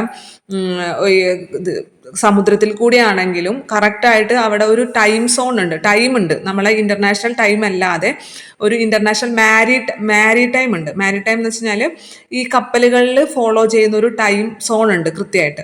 അപ്പൊ ഇതനുസരിച്ചിട്ടാണ് ഓരോ കപ്പലുകളും വരുന്നത്. അപ്പൊ ഈ തുറമുഖത്തിന് അടുത്തു കൂടി പോകുന്ന കപ്പലുകൾ ഏതൊക്കെ വഴി കൂടെ പോകുന്നു എന്നുള്ള കാര്യങ്ങളൊക്കെ നമുക്ക് മനസ്സിലാക്കാൻ വേണ്ടിയിട്ടാണ് ഈ തുറമുഖ നാവിഗേഷൻ സെന്റർ ഉള്ളത്. ഇവിടെ പ്രവർത്തിക്കുന്ന സോഫ്റ്റ്വെയർ എന്ന് പറയുന്നത് നമ്മുടെ ഇന്ത്യയിൽ തദ്ദേശീയമായി നിർമ്മിച്ചാണ്. അതായത് IIT മദ്രാസ് നിർമ്മിച്ച സോഫ്റ്റ്വെയറിൽ പ്രവർത്തിക്കുന്ന തുറമുഖ നാവിഗേഷൻ സെന്റർ ഉള്ളത് എവിടെയാണ്? നമ്മുടെ വിഴിഞ്ഞത്താണ്. മനസ്സിലായില്ലേ? രാജ്യത്ത് ആദ്യമായിട്ട് തദ്ദേശീയമായി വികസിപ്പിച്ചെടുത്ത സോഫ്റ്റ്വെയറിൽ പ്രവർത്തിക്കുന്ന തുറമുഖ നാവിഗേഷൻ സെന്റർ നിലവിൽ വരുന്നതും വിഴിഞ്ഞത്താണ്. അതേപോലെ തന്നെ ചോദിക്കാൻ സാധ്യതയുള്ള മറ്റൊരു കാര്യമാണ് വിഴിഞ്ഞം പോർട്ടിന്റെ ലൊക്കേഷൻ കോഡ് എന്താന്നുള്ളത്. വിഴിഞ്ഞം പോർട്ടിന്റെ ലൊക്കേഷൻ കോഡ് എന്നുള്ളത് ആദ്യം ഈ നെയ്യാറ്റിൻകര താലൂക്ക് എന്നുള്ള അതിനടിസ്ഥാനമാക്കിക്കൊണ്ട് INNYY1 എന്നുള്ളതായിരുന്നു. IN എന്നുള്ളത് ഇന്ത്യ, നെയ്യാറ്റിൻകര എന്നുള്ളത് NYY, പിന്നെ 01. INNYY1 എന്നുള്ളതായിരുന്നു ആദ്യത്തെ ലൊക്കേഷൻ കോഡ്. ഇന്ത്യയുടെ IN, പിന്നെ നെയ്യാറ്റിൻകരയുടെ NYY, പിന്നെ 1. ഇതായിരുന്നു ആദ്യത്തെ ലൊക്കേഷൻ കോഡ്. എന്നാൽ പുതുക്കിയ ലൊക്കേഷൻ കോഡ് എന്ന് പറയുന്നത് ഈ നെയ്യാറ്റിൻകരയ്ക്ക് പകരം ട്രിവാൻഡ്രം എന്നുള്ളതിന്റെ TRV, തിരുവനന്തപുരം എന്നുള്ളതിന്റെ TRV ഉണ്ടല്ലോ, അത് ചേർത്തിട്ടാണ്. അതായത് നെയ്യാറ്റിൻകരയ്ക്ക് പകരം TRV. അപ്പോൾ INTRV 01 എന്നുള്ളതാണ് പുതിയ ലൊക്കേഷൻ കോഡ്. അപ്പം എന്താണ്? ഇന്ത്യ എന്നുള്ളതിന്റെ IN, പിന്നെ തിരുവനന്തപുരം എന്നുള്ളതിന്റെ TRV, പിന്നെ 01. ഇതാണ് വിഴിഞ്ഞം പോർട്ടിന്റെ പുതിയ ലൊക്കേഷൻ കോഡ്. പുതുക്കിയ ലൊക്കേഷൻ കോഡ് ശ്രദ്ധിക്കുക, INTRV 01 എന്നുള്ളതാണ്. പിന്നെ അതേപോലെ തന്നെ ഈ വിഴിഞ്ഞം തുറമുഖത്ത് എത്തിച്ചേർന്ന കപ്പലുകളെ കുറിച്ച് ചോദിക്കാൻ സാധ്യതയുണ്ട്. വിഴിഞ്ഞം തുറമുഖത്ത് എത്തിച്ചേർന്ന ആദ്യത്തെ കപ്പൽ ഏതെന്ന് ചോദിച്ചു കഴിഞ്ഞാൽ അത് ഷെൻഹുവ 15 ആണ്. വിഴിഞ്ഞം തുറമുഖത്ത് എത്തിച്ചേർന്ന ആദ്യത്തെ കപ്പല് ഷെൻഹുവ 15, ചൈനയിൽ നിന്നുള്ള ആദ്യത്തെ കപ്പലാണ്. ഷെൻഹുവ 15 ആണ് വിഴിഞ്ഞം തുറമുഖത്ത് എത്തിച്ചേർന്ന ആദ്യത്തെ കപ്പല്. എന്നാൽ വിഴിഞ്ഞം തുറമുഖത്ത് എത്തിച്ചേർന്ന ആദ്യത്തെ മദർഷിപ്പ് എന്താണെന്ന് നമ്മൾ പറഞ്ഞല്ലോ ഓൾറെഡി. അപ്പോൾ വിഴിഞ്ഞം തുറമുഖത്ത് എത്തിച്ചേർന്ന ആദ്യത്തെ മദർഷിപ്പ് ഏതെന്ന് എടുത്ത് ചോദിച്ചാൽ അത് സാൻ ഫെർണാണ്ടോ ആണ്. രണ്ടും വ്യത്യാസമുണ്ട്. വിഴിഞ്ഞം തുറമുഖത്ത് എത്തിച്ചേർന്ന ആദ്യത്തെ കപ്പല് ഷെൻഹുവ 15, എന്നാൽ വിഴിഞ്ഞം തുറമുഖത്ത് എത്തിച്ചേർന്ന ആദ്യത്തെ മദർഷിപ്പ് ഏതെന്ന് ചോദിച്ചു കഴിഞ്ഞാൽ അത് സാൻ ഫെർണാണ്ടോ ആണ്. രണ്ടും നോട്ട് ചെയ്ത് വെക്കാം. അടുത്തത് 2022-23 വർഷത്തെ സാമ്പത്തിക സർവേ പ്രകാരം കേരളത്തിന്റെ വളർച്ച എന്നുള്ളത് 6.6%. 2022-23 സാമ്പത്തിക വർഷത്തെ സാമ്പത്തിക സർവേ പ്രകാരം കേരളത്തിന്റെ വളർച്ച 6.6%. കേന്ദ്ര സർക്കാരിന്റെ 2024 best rural tourism village award കാറ്റഗറിയിൽ രാജ്യത്തെ ഏറ്റവും മികച്ച ടൂറിസം വില്ലേജ് ആയിട്ട് തെരഞ്ഞെടുക്കപ്പെട്ട കേരളത്തിലെ സ്ഥലങ്ങളാണ് കടലുണ്ടിയും കുമരകവും. കേന്ദ്ര സർക്കാരിന്റെ 2024 best rural tourism village award, best rural tourism village, rural tourism village award കാറ്റഗറിയിൽ രാജ്യത്തെ ഏറ്റവും മികച്ച ടൂറിസം വില്ലേജുകളായിട്ട് തെരഞ്ഞെടുക്കപ്പെട്ട കേരളത്തിലെ സ്ഥലങ്ങളാണ് കടലുണ്ടിയും കുമരകവും. ഇന്ത്യയിലെ പ്രഥമ സമ്പൂർണ്ണ ഗോത്രവർഗ ഡിജിറ്റൽ പേയ്മെന്റ് ഗ്രാമം എന്ന നേട്ടം കരസ്ഥമാക്കിയത് കുറ്റിച്ചാലാണ്. ഇന്ത്യയിലെ തന്നെ പ്രഥമ സമ്പൂർണ്ണ ഗോത്രവർഗ ഡിജിറ്റൽ പേയ്മെന്റ് ഗ്രാമം ഇന്ത്യയിൽ തന്നെ സമ്പൂർണ്ണ ഗോത്രവർഗ ഡിജിറ്റൽ പേയ്മെന്റ് ഗ്രാമം എന്ന നേട്ടം കരസ്ഥമാക്കിയത് കുറ്റിച്ചൽ. അടുത്ത ചോദ്യം, നഗരഗതാഗത നവീകരണത്തിനുള്ള ഹഡ്കോ ബെസ്റ്റ് പ്രാക്ടീസ് അവാർഡ് 2024 നേടിയത് കൊച്ചി വാട്ടർ മെട്രോ ആണ്. നഗരത്തിലെ ഗതാഗത നവീകരണത്തിന് വേണ്ടിയിട്ടുള്ളതാണ് അല്ലെ. ഹഡ്കോ ബെസ്റ്റ് പ്രാക്ടീസ് അവാർഡ് 2024 നേടിയത് കൊച്ചി വാട്ടർ മെട്രോ. അടുത്തത്, ബധിരരും മൂകരും അതായത് ഡഫ് ആൻഡ് ഡംബ് എന്ന പദപ്രയോഗം തെറ്റാണെന്നും കേൾവിക്ക് ബുദ്ധിമുട്ടുള്ളവർ എന്നു മാത്രമേ പറയാവൂ എന്നും അടുത്തിടെ വ്യക്തമാക്കിയ ഹൈക്കോടതി കേരള ഹൈക്കോടതിയാണ്. അതായത് ബധിരരും മൂകരും എന്ന് പ്രയോഗിക്കാൻ പാടില്ല, പകരം കേൾവിക്ക് ബുദ്ധിമുട്ടുള്ളവർ എന്നു മാത്രമേ പറയാവൂ എന്ന് വ്യക്തമാക്കിയ ഹൈക്കോടതി കേരള ഹൈക്കോടതിയാണ്. പ്രമുഖ ട്രാവൽ വെബ്സൈറ്റ് സ്കൈ സ്കാനറിന്റെ 2025 ട്രെൻഡിംഗ് ഡെസ്റ്റിനേഷന്റെ പട്ടികയിലെ ഇടം നേടിയ കേരളത്തിലെ സ്ഥലം തിരുവനന്തപുരമാണ്.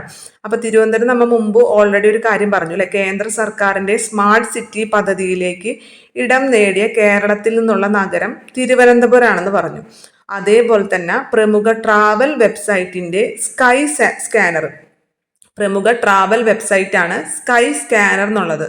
അതിൻ്റെ ട്രെൻഡിങ് ഡെസ്റ്റിനേഷനുകളുടെ പട്ടികയിൽ ഇടം നേടിയ കേരളത്തിൽ നിന്നുള്ള സ്ഥലവും തിരുവനന്തപുരം തന്നെയാണ്.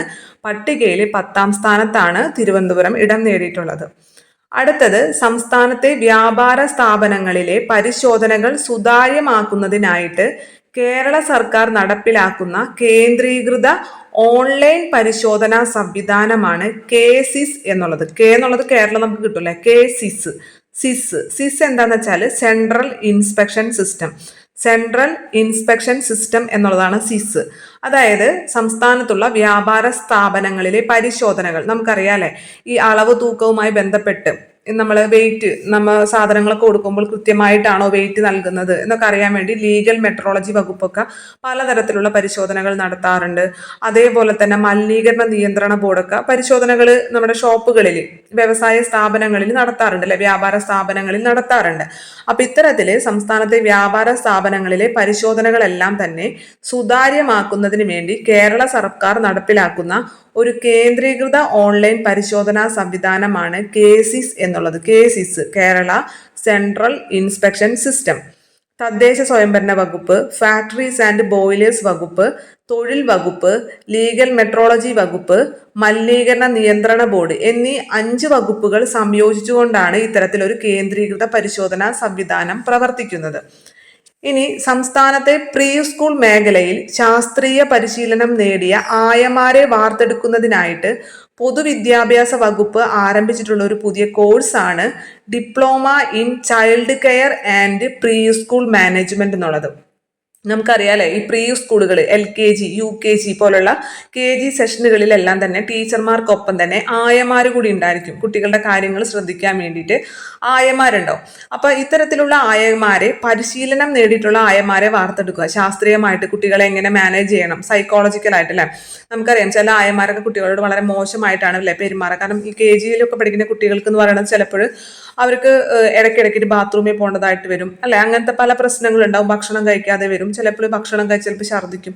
അപ്പൊ ഈ സാഹചര്യങ്ങളിലെല്ലാം ആയമാർ ചിലപ്പോൾ അവരോട് നല്ല രീതിയിൽ ആവണമെന്നില്ല. അപ്പൊ നല്ല കൃത്യമായിട്ട് ട്രെയിനിങ് കിട്ടിയിട്ടുള്ള, ശാസ്ത്രീയമായിട്ട് പഠിച്ചിട്ടുള്ള ആയമാരെ വാർത്തെടുക്കുക എന്ന ലക്ഷ്യത്തോട് കൂടിയിട്ട് ഒരു കോഴ്സ്, പുതുതായിട്ടൊരു കോഴ്സ് നമ്മുടെ കേരള സർക്കാർ കൊണ്ടുവന്നിട്ടുള്ളതാണ് diploma in child care and pre school management എന്നുള്ളത്. ഇനി അടുത്തത്, ലോകത്തിലെ ആദ്യത്തെ മലയാളം സ്പോർട്സ് കൊണോഗ്രാഫ് വാച്ച് ആണ് ഓളം എന്നുള്ളത്. ഇത് മലയാളത്തിൽ അക്ഷരങ്ങൾ, മലയാളത്തിലെ ഈ ലിപികൾ, മലയാള അക്ഷരത്തിലുള്ള ലിപികൾ കൊണ്ട് അക്കങ്ങൾ എഴുതാം.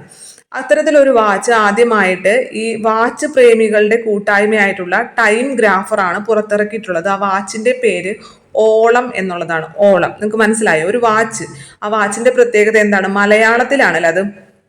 വാച്ച് പ്രേമികളുടെ കൂട്ടായ്മയായിട്ടുള്ള ടൈം ഗ്രാഫറാണ് മലയാളം ലിപിയിലുള്ള അക്കങ്ങളുള്ള ഒരു വാച്ച് പുറത്തിറക്കിയത്. ആ വാച്ചിന്റെ പേരെന്താണ്? ഓളം.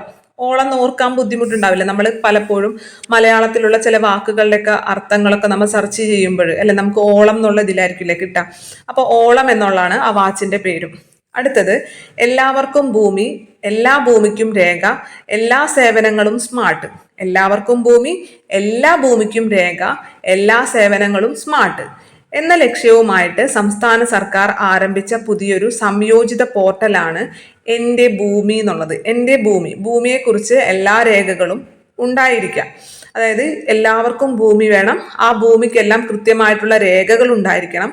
ആ രേഖകളിൽ നമുക്ക് ലഭിക്കുന്ന സേവനങ്ങൾ, ഇപ്പോൾ നമുക്ക് പൊസിഷൻ സർട്ടിഫിക്കറ്റ്, അതുപോലെ പല സർട്ടിഫിക്കറ്റുകളും നമുക്ക് ഇതുമായി ബന്ധപ്പെട്ട് നമുക്ക് കിട്ടേണ്ടതായിട്ട് വരില്ലേ, അതെല്ലാം വളരെ സ്മാർട്ടായിട്ട് കിട്ടാം. ഈ എല്ലാ സേവനങ്ങളും സ്മാർട്ടായിട്ട് ലഭിക്കുക. ഈ ലക്ഷ്യത്തോടു കൂടി സംസ്ഥാന സർക്കാർ ആരംഭിച്ചിട്ടുള്ള ഒരു സംയോജിത പോർട്ടലാണ് എൻ്റെ ഭൂമി എന്നുള്ളത്. ഭൂമിയുമായി ബന്ധപ്പെട്ട എല്ലാ കാര്യങ്ങളും എൻ്റെ ഭൂമി.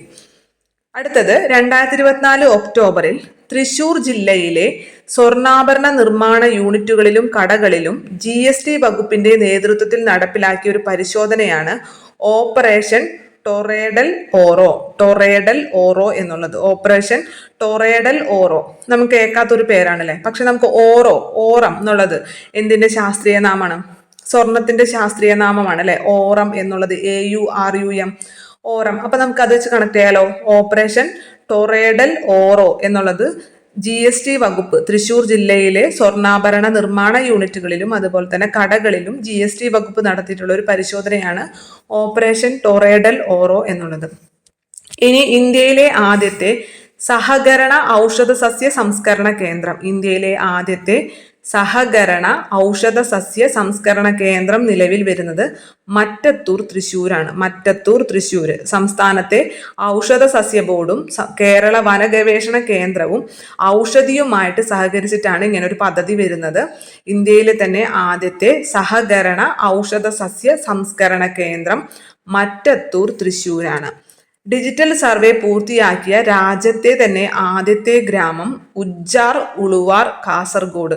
ഉജ്ജാർ ഉളുവാർ എന്നൊക്കെ കേൾക്കുമ്പോൾ നമ്മുടെ കേരളത്തിലെ ഒരു സ്ഥലം അല്ലാന്ന് നമുക്ക് തോന്നും അല്ലെ, ഗ്രാമം അല്ലാന്ന് തോന്നും. അത്തരത്തിലൊരു പേരാണല്ലേ ഉജ്ജാർ ഉളുവാർ എന്നുള്ളത്. കാസർഗോഡിലെ ഗ്രാമമാണ്. ഡിജിറ്റൽ സർവേ പൂർത്തിയാക്കിയ രാജ്യത്തെ, ഇന്ത്യയിലെ തന്നെ ആദ്യത്തെ ഗ്രാമമാണ് ഉജ്ജാർ ഉളുവാർ എന്നുള്ള സ്ഥലം. ഉജ്ജാർ ഒന്ന് ശ്രദ്ധിക്കുക, അത് ഇത്തിരി ഇമ്പോർട്ടന്റ് ആണ്. നല്ല ഉഷാറായിട്ട് പൂർത്തിയാക്കിയത് ഉജ്ജാർ ഉളുവാർ എന്നുള്ളതാണ് ഡിജിറ്റൽ സർവേ പൂർത്തിയാക്കിയ രാജ്യത്തെ തന്നെ ആദ്യത്തെ ഗ്രാമം. കാസർഗോഡിലെ ഗ്രാമമാണ്. അടുത്തത്, ട്രിപ്പ് അഡ്വൈസറിന്റെ 2024 ട്രാവലേഴ്സ് ചോയ്സ് അവാർഡിൽ ലോകത്തിലെ ഏറ്റവും മികച്ച 25 ഹോട്ടലുകളുടെ പട്ടികയിൽ 11ാമതും ഇന്ത്യയിലെ 1ാമത്തെയും സ്ഥാനം കരസ്ഥമാക്കിയിട്ടുള്ള മൂന്നാറിലെ പഞ്ചനക്ഷത്ര ഹോട്ടലാണ് ചാണ്ടീസ് വിൻഡി വുഡ്സ് എന്നുള്ളത്. അത്ര ഇമ്പോർട്ടൻ്റ് അല്ല, ജസ്റ്റ് കേട്ടാൽ മതി. ട്രിപ്പ് അഡ്വൈസർ 2024 ട്രാവലേഴ്സ് ചോയ്സ് അവാർഡിലെ ലോകത്തിലെ ഏറ്റവും മികച്ച 25 ഹോട്ടലുകളുടെ പട്ടികയിൽ 11ാമത്തെ സ്ഥാനവും ഇന്ത്യയിലെ 1ാമത്തെയും സ്ഥാനം കരസ്ഥമാക്കിയ മൂന്നാറിലെ പഞ്ചനക്ഷത്ര ഹോട്ടലാണ് ചാണ്ടീസ് വിൻഡിവുഡ് എന്നുള്ളത്. ഇനി സംസ്ഥാനത്തെ ആദ്യത്തെ ISO certified traffic police station ആകാൻ ഒരുങ്ങുന്നത് തൃശൂർ സിറ്റി ട്രാഫിക് എൻഫോഴ്സ്മെന്റ് സ്റ്റേഷനാണ്. സംസ്ഥാനത്തെ ആദ്യത്തെ ISO certified traffic police station. നമ്മൾ ആദ്യത്തെ ISO സർട്ടിഫൈഡ് പോലീസ് സ്റ്റേഷനൊക്കെ പഠിച്ചിട്ടുണ്ടല്ലേ, കോഴിക്കോട് പോലീസ് സ്റ്റേഷൻ എന്ന്. ഇത് ISO certified traffic police station ആവാൻ ഒരുങ്ങുന്ന സ്ഥലമാണ് Thrissur city traffic enforcement station എന്നുള്ളത്. അടുത്തത് വിഷാംശം ഉണ്ടെന്ന ആശങ്കയുടെ അടിസ്ഥാനത്തിൽ തിരുവിതാംകൂർ മലബാർ ദേവസ്വം ബോർഡ് ക്ഷേത്രങ്ങളിലെ പൂജാ കർമ്മങ്ങളിൽ നിന്നും ഒഴിവാക്കിയ പുഷ്പത്തിന്റെ പേരെന്താണ്? അതെല്ലാവർക്കും അറിയായിരിക്കും അല്ലേ? അരളി പുഷ്പമാണ്. ഈ അരളി പുഷ്പത്തിന്റെ ശാസ്ത്രീയ നാമം ഒന്ന് നോക്കി വയ്ക്കുക. നീരിയം ഒലിയാൻഡർ എന്നുള്ളതാണ്. നീരിയം, അതിന്റെ നീര് നമ്മുടെ വയറ്റിൽ ചെന്നാൽ നമ്മൾ തട്ടിപ്പോകില്ല. അപ്പൊ നീരിയം ഒലിയാൻഡർ എന്നുള്ളതാണ് അരളിയുടെ ശാസ്ത്രീയ നാമം.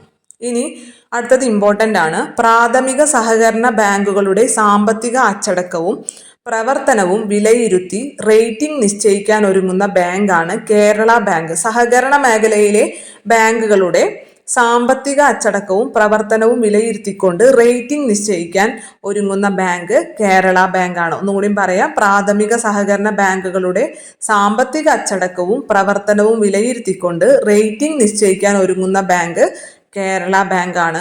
അടുത്തതും വളരെ ഇമ്പോർട്ടൻ്റ് ആണ്. ചട്ടമ്പി സ്വാമിയുടെ 100ാം സമാധി വാർഷികത്തോടനുബന്ധിച്ച് ചട്ടമ്പി സ്വാമിയുടെ പ്രതിമ സ്ഥാപിച്ചത് ശ്രീകണ്ഠേശ്വരം എന്നുള്ള സ്ഥലത്താണ്. തിരുവനന്തപുരത്ത് ശ്രീകണ്ഠേശ്വരത്താണ് ചട്ടമ്പി സ്വാമിയുടെ 100ാം സമാധി വാർഷികത്തോടനുബന്ധിച്ച് ചട്ടമ്പി സ്വാമിയുടെ പ്രതിമ സ്ഥാപിച്ചത്. അപ്പോൾ എന്നാണ് ചട്ടമ്പിസ്വാമി മരിച്ചത് എന്നുള്ളതും കൂടി നമ്മൾ നോക്കി വയ്ക്കുക. മരിക്കാന്നല്ലല്ലോ നമ്മൾ സാധാരണ സമാധി ആവാന്നാണല്ലേ പറയാ. ചട്ടമ്പിസ്വാമി സമാധി ആയത് 1924 മെയ് 5-നാണ്. 1924 നമ്മുടെ കുമാരനാശാൻ മരിച്ചത് അല്ലേ. 1924 റെഡിമർ ബോട്ട് അപകടത്തിലാണ് മരിച്ചത്. അതേ 1924 തന്നെയാണ് നമ്മുടെ ചട്ടമ്പിസ്വാമിയും മരിച്ചത്. ചട്ടമ്പിസ്വാമി സമാധി ആയത് 1924 മെയ് 5-നാണ്.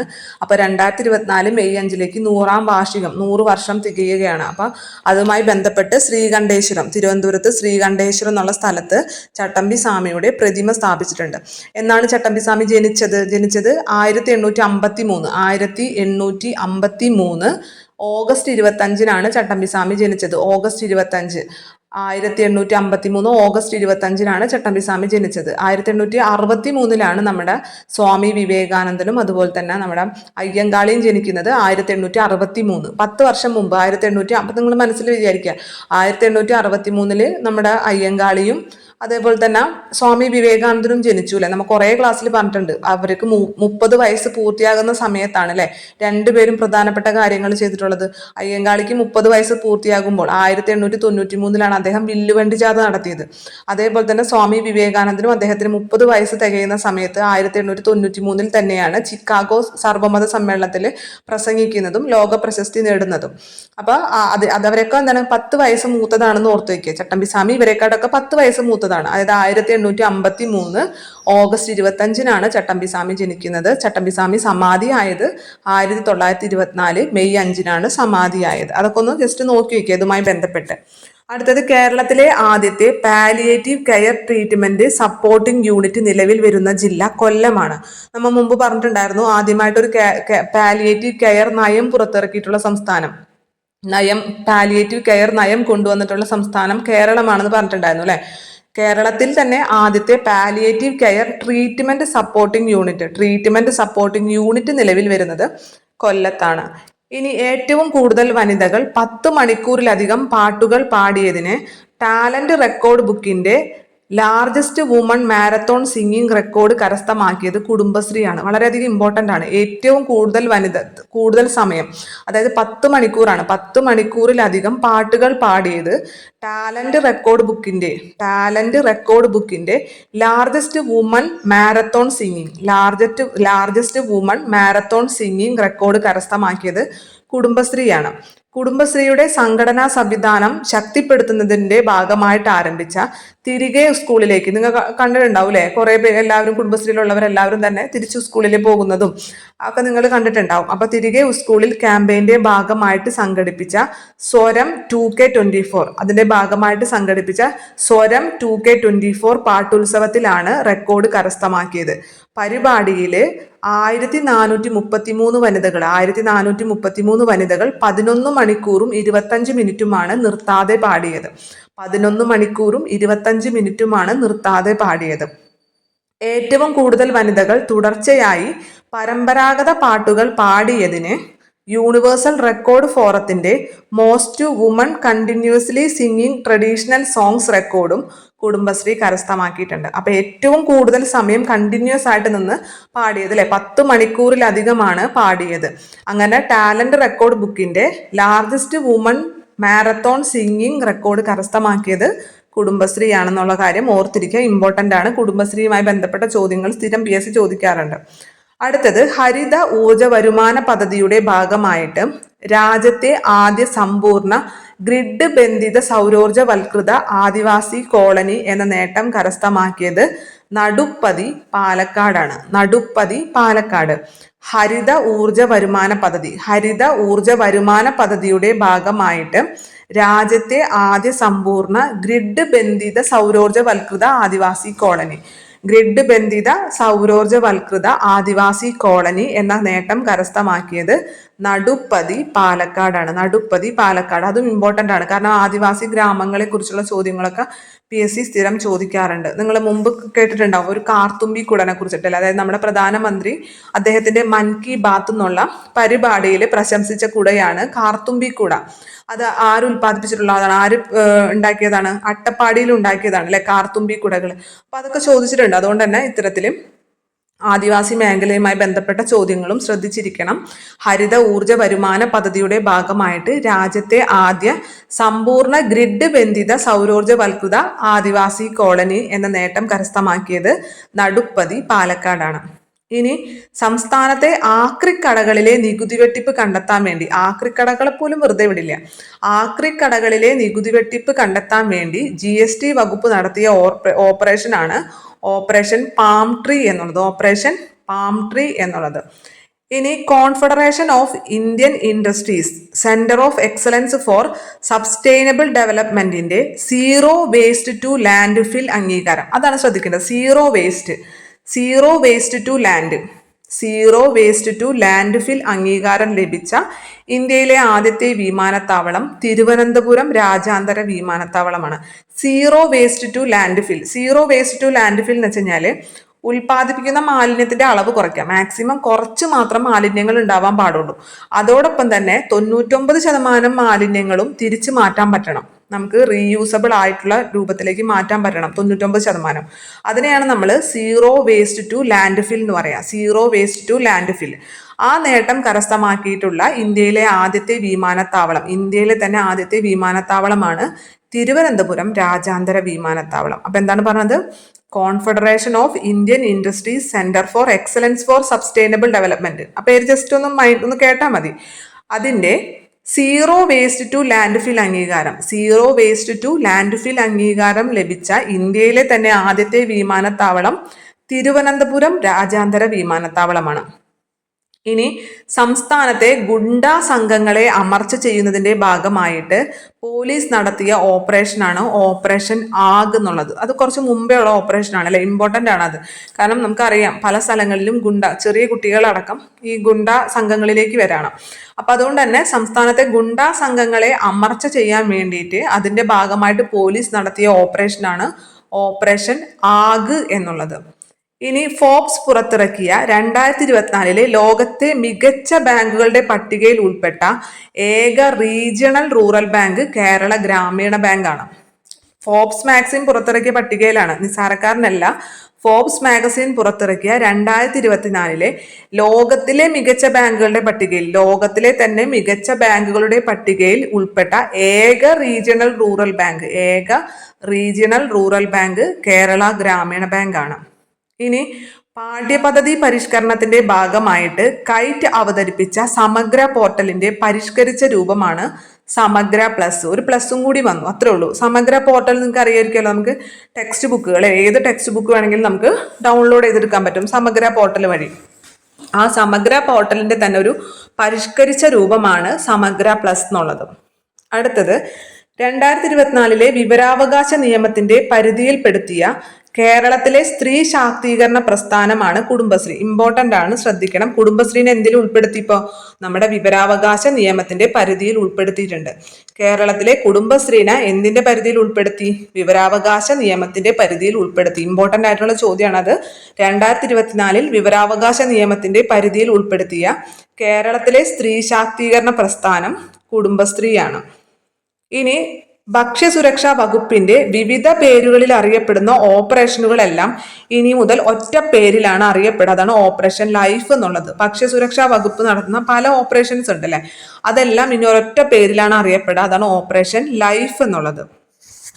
ഇനി ഹീമോഫീലിയ രോഗികളുടെ ചികിത്സയ്ക്കായിട്ട് നടത്തിവരുന്ന മികച്ച പ്രവർത്തനങ്ങളുടെ അടിസ്ഥാനത്തിൽ 2024 വേൾഡ് ഫെഡറേഷൻ ഓഫ് ഹീമോഫീലിയയുടെ അന്തർദേശീയ അംഗീകാരം ലഭിച്ച കേരളത്തിലെ ആശുപത്രിയാണ് ആലുവ ജില്ലാ ആശുപത്രി. വളരെ ഇമ്പോർട്ടൻ്റ് ആണ്. ഹീമോഫീലിയ ചികിത്സയ്ക്ക് നടത്തിവരുന്ന ഹീമോഫീലിയയിലുള്ള മികച്ച ചികിത്സാ രീതികൾക്ക് അതിൻ്റെ അടിസ്ഥാനത്തിലാണ് 2024 വേൾഡ് ഫെഡറേഷൻ ഓഫ് ഹീമോഫീലിയയുടെ അന്തർദേശീയ അംഗീകാരം ലഭിച്ച കേരളത്തിലെ ആശുപത്രി ആലുവ ജില്ലാ ആശുപത്രിയാണ്. മറക്കരുത്.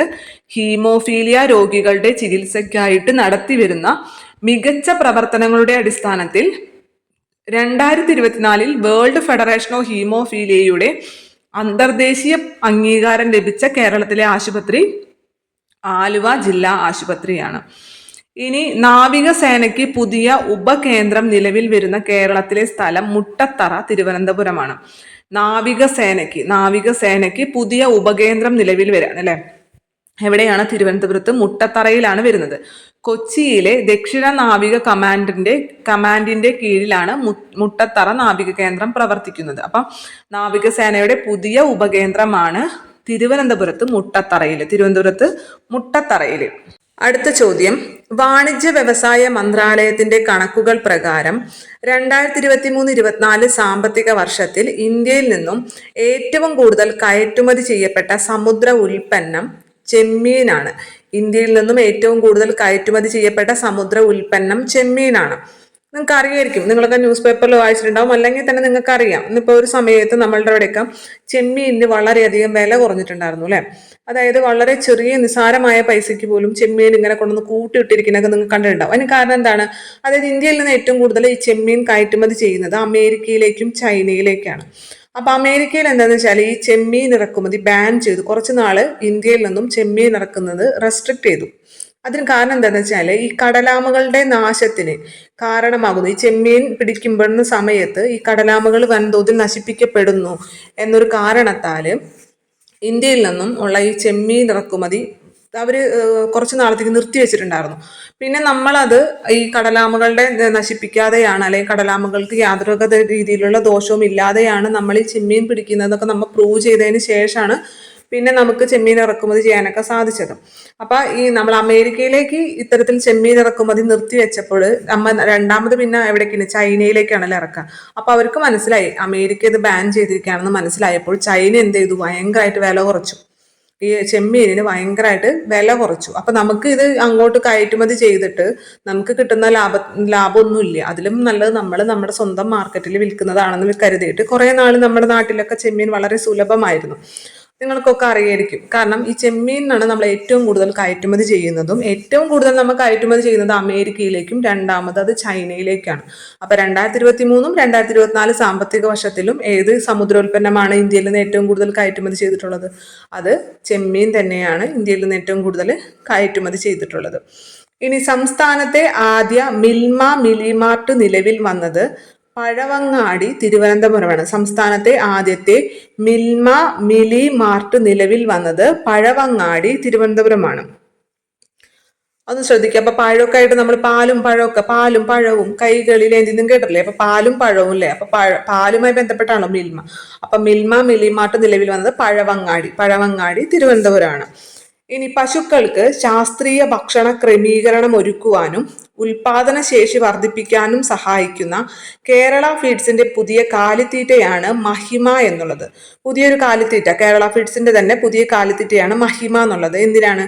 പശുക്കൾക്ക് ശാസ്ത്രീയമായിട്ടുള്ള ഭക്ഷണ ക്രമീകരണം ഒരുക്കുവാനും ഉൽപാദന ശേഷി വർദ്ധിപ്പിക്കാനും വേണ്ടിയിട്ട് കേരള ഫീഡ്സിന്റെ പുതിയ കാലിത്തീറ്റയാണ് മഹിമ എന്നുള്ളത്. ഇനി KSRTCയുടെ ആദ്യത്തെ ഡ്രൈവിംഗ് സ്കൂൾ നിലവിൽ വരുന്നത് തിരുവനന്തപുരത്താണ്. ശ്രദ്ധിക്കണം, KSRTCയുടെ ആദ്യത്തെ ഡ്രൈവിംഗ് സ്കൂൾ നിലവിൽ വരുന്നത് എവിടെയാണ്? തിരുവനന്തപുരത്താണ്. തിരുവനന്തപുരത്ത് ആനയിറയിലെ സ്വിഫ്റ്റ് ആസ്ഥാനത്താണ് ഡ്രൈവിംഗ് സ്കൂൾ പ്രവർത്തന സജ്ജമായത്. ഇനി സമൂഹത്തിലെ ഓരോ വ്യക്തിയുടെയും കുടുംബത്തിലെയും സമഗ്രക്ഷേമവും ഉന്നമനവും ഉറപ്പുവരുത്തിക്കൊണ്ട് ഓരോ കുടുംബത്തെയും സന്തോഷത്തിന്റെ കേന്ദ്രങ്ങളാക്കി മാറ്റുക എന്ന ലക്ഷ്യത്തോടെ കുടുംബശ്രീ ആരംഭിച്ചിട്ടുള്ള കേന്ദ്രങ്ങളാണ് ഹാപ്പിനെസ്റ്റ് സെന്ററുകൾ എന്നുള്ളത്. ജസ്റ്റ് കേട്ടിരുന്നാൽ മതി. സമൂഹത്തിലെ ഓരോ വ്യക്തിയുടെയും കുടുംബത്തിൻ്റെയും സമഗ്ര ക്ഷേമവും ഉന്നമനവും ഉറപ്പുവരുത്തിക്കൊണ്ട് ഓരോ കുടുംബത്തെയും സന്തോഷത്തിന്റെ കേന്ദ്രങ്ങളാക്കി മാറ്റുക എന്ന ലക്ഷ്യത്തോടു കൂടി കുടുംബശ്രീ ആരംഭിച്ചിട്ടുള്ള കേന്ദ്രങ്ങളുടെ പേരെന്താണ്? ഹാപ്പിനെസ്റ്റ് സെന്ററുകൾ എന്നാണ്. ഇനി 2024 ജൂണിൽ 50-ാം വാർഷികം ആഘോഷിക്കുന്ന കേരളത്തിലെ സർക്കാർ സ്ഥാപനമാണ് സപ്ലൈകോ എന്നുള്ളത്. 1974 സപ്ലൈകോ നിലവിൽ വന്നത്. 1974 സപ്ലൈകോ നിലവിൽ വന്നത്. അപ്പൊ 2024 ജൂണിലേക്ക് 50 വർഷം തികയാണ്, 50-ാം വാർഷികം ആഘോഷിക്കുകയാണ്. ഇനി കേരളത്തിൽ organ and tissue transplant institute നിലവിൽ വരുന്നത് കോഴിക്കോടാണ്. കേരളത്തിൽ organ and tissue transplant institute നിലവിൽ വരുന്നത് കോഴിക്കോട്. ഇനി സംസ്ഥാനത്തെ ആരോഗ്യ കേന്ദ്രങ്ങളുടെ പുതിയ പേര്. സംസ്ഥാനത്തെ ആരോഗ്യ കേന്ദ്രങ്ങളുണ്ടല്ലോ, നമ്മൾ പ്രൈമറി ഹെൽത്ത് സെന്റർ, അതേപോലെ തന്നെ നഗരങ്ങളിലാണെങ്കിൽ അതിന് അർബൻ ഫാമിലി ഹെൽത്ത് സെന്റർ എന്നൊക്കെ പറയും. അപ്പൊ ഈ ഫാമിലി ഹെൽത്ത് സെന്ററുകളുടെ അല്ലെങ്കിൽ ആരോഗ്യ കേന്ദ്രങ്ങളുടെ ഇനി പുതിയ പേരെന്ന് പറയുന്നത് ആയുഷ്മാൻ ആരോഗ്യ മന്ദിർ എന്നുള്ളതാണ്. എന്താണ്? ആയുഷ്മാൻ ആരോഗ്യ മന്ദിർ കേന്ദ്ര സർക്കാരിന്റെ നിർദ്ദേശപ്രകാരമാണ് ഇത്തരത്തിൽ പേര് മാറ്റുന്നത്. നിങ്ങൾ വായിച്ചിട്ടുണ്ടാവും, റേഷൻ കടകളുടെ ഒക്കെ പേര് മാറ്റിയിട്ടുണ്ട് അല്ലെ. ഇപ്പൊ റേഷൻ കടകൾ എന്താണ്? ജൻ പോഷൻ കേന്ദ്രം. റേഷൻ കടകളെ ഇനി നമ്മൾ റേഷൻ കട എന്ന് പറയാൻ പാടില്ല, ജൻ പോഷൻ കേന്ദ്രം നമുക്ക് പറയാം. പക്ഷെ പേര് ഏത് പേരിൽ അറിയപ്പെടാൻ പാടുള്ളൂ? ജൻ പോഷൻ കേന്ദ്രം. ജൻ പോഷൻ കേന്ദ്രം എന്നാണ്. ജൻ പോഷൻ കേന്ദ്രം എന്നാണ് റേഷൻ കടകൾ ഇനി മുതൽ അറിയപ്പെടാം. അതേപോലെ തന്നെ ആരോഗ്യ കേന്ദ്രങ്ങൾ, സംസ്ഥാനത്തെ ആരോഗ്യ കേന്ദ്രങ്ങളുടെ പുതിയ പേരെന്താണ്? ആയുഷ്മാൻ ആരോഗ്യ മന്ദിർ. ആയുഷ്മാൻ ആരോഗ്യ മന്ദിർ എന്നാണ് പുതിയ പേര്.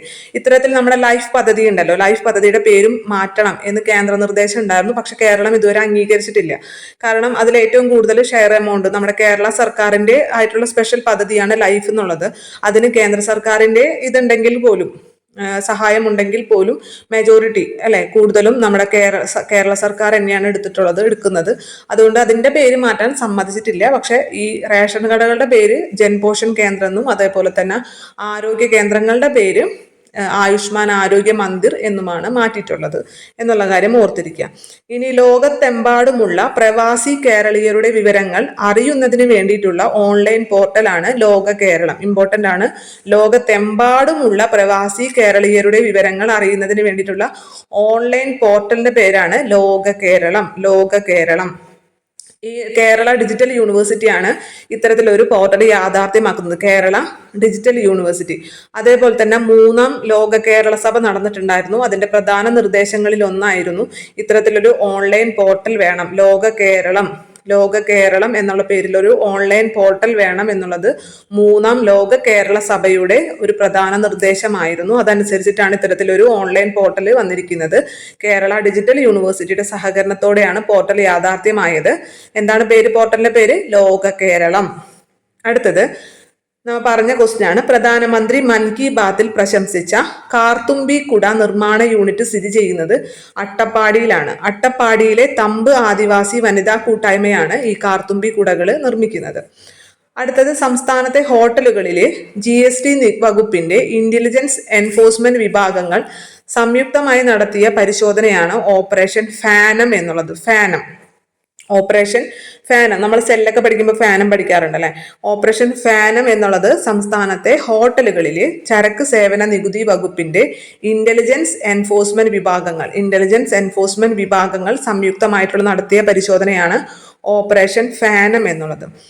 അടുത്തത് ആരോഗ്യ കേന്ദ്രങ്ങളുടെ പ്രവർത്തനം മെച്ചപ്പെടുത്തുന്നതിനും ഗുണനിലവാരം അനുസരിച്ച് സർട്ടിഫിക്കറ്റ് നൽകുകയും ചെയ്യുന്ന കേന്ദ്ര ആരോഗ്യ മന്ത്രാലയത്തിന്റെ നാഷണൽ ക്വാളിറ്റി അഷുറൻസ് സ്റ്റാൻഡേർഡ് പരിശോധനയിൽ ഏറ്റവും ഉയർന്ന സ്കോർ നേടിയ കുടുംബാരോഗ്യ കേന്ദ്രം കോട്ടക്കൽ കുടുംബാരോഗ്യ കേന്ദ്രം മലപ്പുറമാണ്. കോട്ടക്കൽ ആര്യവൈദ്യശാലയ്ക്ക് അറിയാം അല്ലെ, പേര് കേട്ടവരാണ് അല്ലെ. നമ്മുടെ ആയുർവേദ ചികിത്സാ ഇതിലൊക്കെ വളരെയധികം പേര് കേട്ടതാണ് കോട്ടക്കൽ. അപ്പൊ കോട്ടക്കൽ കുടുംബാരോഗ്യ കേന്ദ്രമാണ്. കുടുംബാരോഗ്യ കേന്ദ്രം. കോട്ടക്കൽ കുടുംബാരോഗ്യ കേന്ദ്രമാണ് ഏറ്റവും മികച്ച കുടുംബാരോഗ്യ കേന്ദ്രമായിട്ട് തെരഞ്ഞെടുത്തത്. അപ്പൊ ആരാണ് തെരഞ്ഞെടുത്തത്? കേന്ദ്ര ആരോഗ്യ മന്ത്രാലയത്തിന്റെ നാഷണൽ ക്വാളിറ്റി അഷുറൻസ് സ്റ്റാൻഡേർഡ് പരിശോധനയിൽ, കേന്ദ്ര ആരോഗ്യ മന്ത്രാലയത്തിന്റെ നാഷണൽ ക്വാളിറ്റി അഷുറൻസ് സ്റ്റാൻഡേർഡ് പരിശോധനയിൽ ഏറ്റവും ഉയർന്ന സ്കോർ നേടിയ കുടുംബാരോഗ്യ കേന്ദ്രമാണ് കോട്ടക്കൽ കുടുംബാരോഗ്യ കേന്ദ്രം. അപ്പൊ മറക്കില്ലല്ലോ കോട്ടക്കൽ എന്നുള്ള പേര്. ആരോഗ്യ കേന്ദ്രങ്ങളുടെ പ്രവർത്തനം മെച്ചപ്പെടുത്തുന്നതിനും ഗുണനിലവാരം അനുസരിച്ച് സർട്ടിഫിക്കറ്റ് നൽകുന്നതും ചെയ്യുന്ന കേന്ദ്ര ആരോഗ്യ മന്ത്രാലയത്തിന്റെ നാഷണൽ ക്വാളിറ്റി അഷുറൻസ് സ്റ്റാൻഡേർഡ് പരിശോധനയിൽ ഏറ്റവും ഉയർന്ന സ്കോർ നേടിയ കുടുംബാരോഗ്യ കേന്ദ്രമാണ് കോട്ടക്കൽ കുടുംബാരോഗ്യ കേന്ദ്രം, മലപ്പുറം. അടുത്തത്, അന്താരാഷ്ട്ര തുറമുഖ സാധ്യതകൾ തുറക്കുന്ന ഇമിഗ്രേഷൻ ചെക്ക് പോയിന്റ് പദവി നേടിയ കേരളത്തിലെ തുറമുഖമാണ് കൊല്ലം തുറമുഖം. ഇമിഗ്രേഷൻ ചെക്ക് പോയിന്റ്, ഇമിഗ്രേഷൻ നമുക്കറിയാലോ, ഇമിഗ്രേറ്റ് ചെയ്യാന്നൊക്കെ കേട്ടിട്ടുണ്ടാവില്ല. അതായത് ഇങ്ങോട്ട് ഇന്ത്യയിലേക്ക് പ്രവേശിക്കാനും അതുപോലെ തന്നെ വിദേശത്തേക്ക് പോകാനുമുള്ള ഒരു കവാടമാണ് ഇമിഗ്രേഷൻ ചെക്ക് പോസ്റ്റ് എന്നുള്ളത്. Immigration check post. അപ്പൊ അതിൽ ഇമിഗ്രേഷൻ ചെക്ക് പോയിന്റ് എന്നുള്ള പദവി ലഭിച്ച കേരളത്തിലെ പുതിയ തുറമുഖമാണ് കൊല്ലം തുറമുഖം എന്നുള്ളത്. അപ്പൊ കേന്ദ്ര ആഭ്യന്തര മന്ത്രാലയം പുറപ്പെടുവിക്കുന്ന വിജ്ഞാപനത്തിലൂടെയാണ് ഇങ്ങനെ ഇമിഗ്രേഷൻ ചെക്ക് പോയിന്റ് പദവി ലഭിക്കുന്നത്. അന്താരാഷ്ട്ര തുറമുഖ സാധ്യതകൾ തുറക്കുന്ന ഇമിഗ്രേഷൻ ചെക്ക് പോയിന്റ് പദവി നേടിയ കേരളത്തിലെ തുറമുഖമാണ് കൊല്ലം തുറമുഖം. മനസ്സിലായില്ലേ? കൊല്ലം തുറമുഖത്തിന് ഇമിഗ്രേഷൻ ചെക്ക് പോയിന്റ് പദവി ലഭിച്ചു.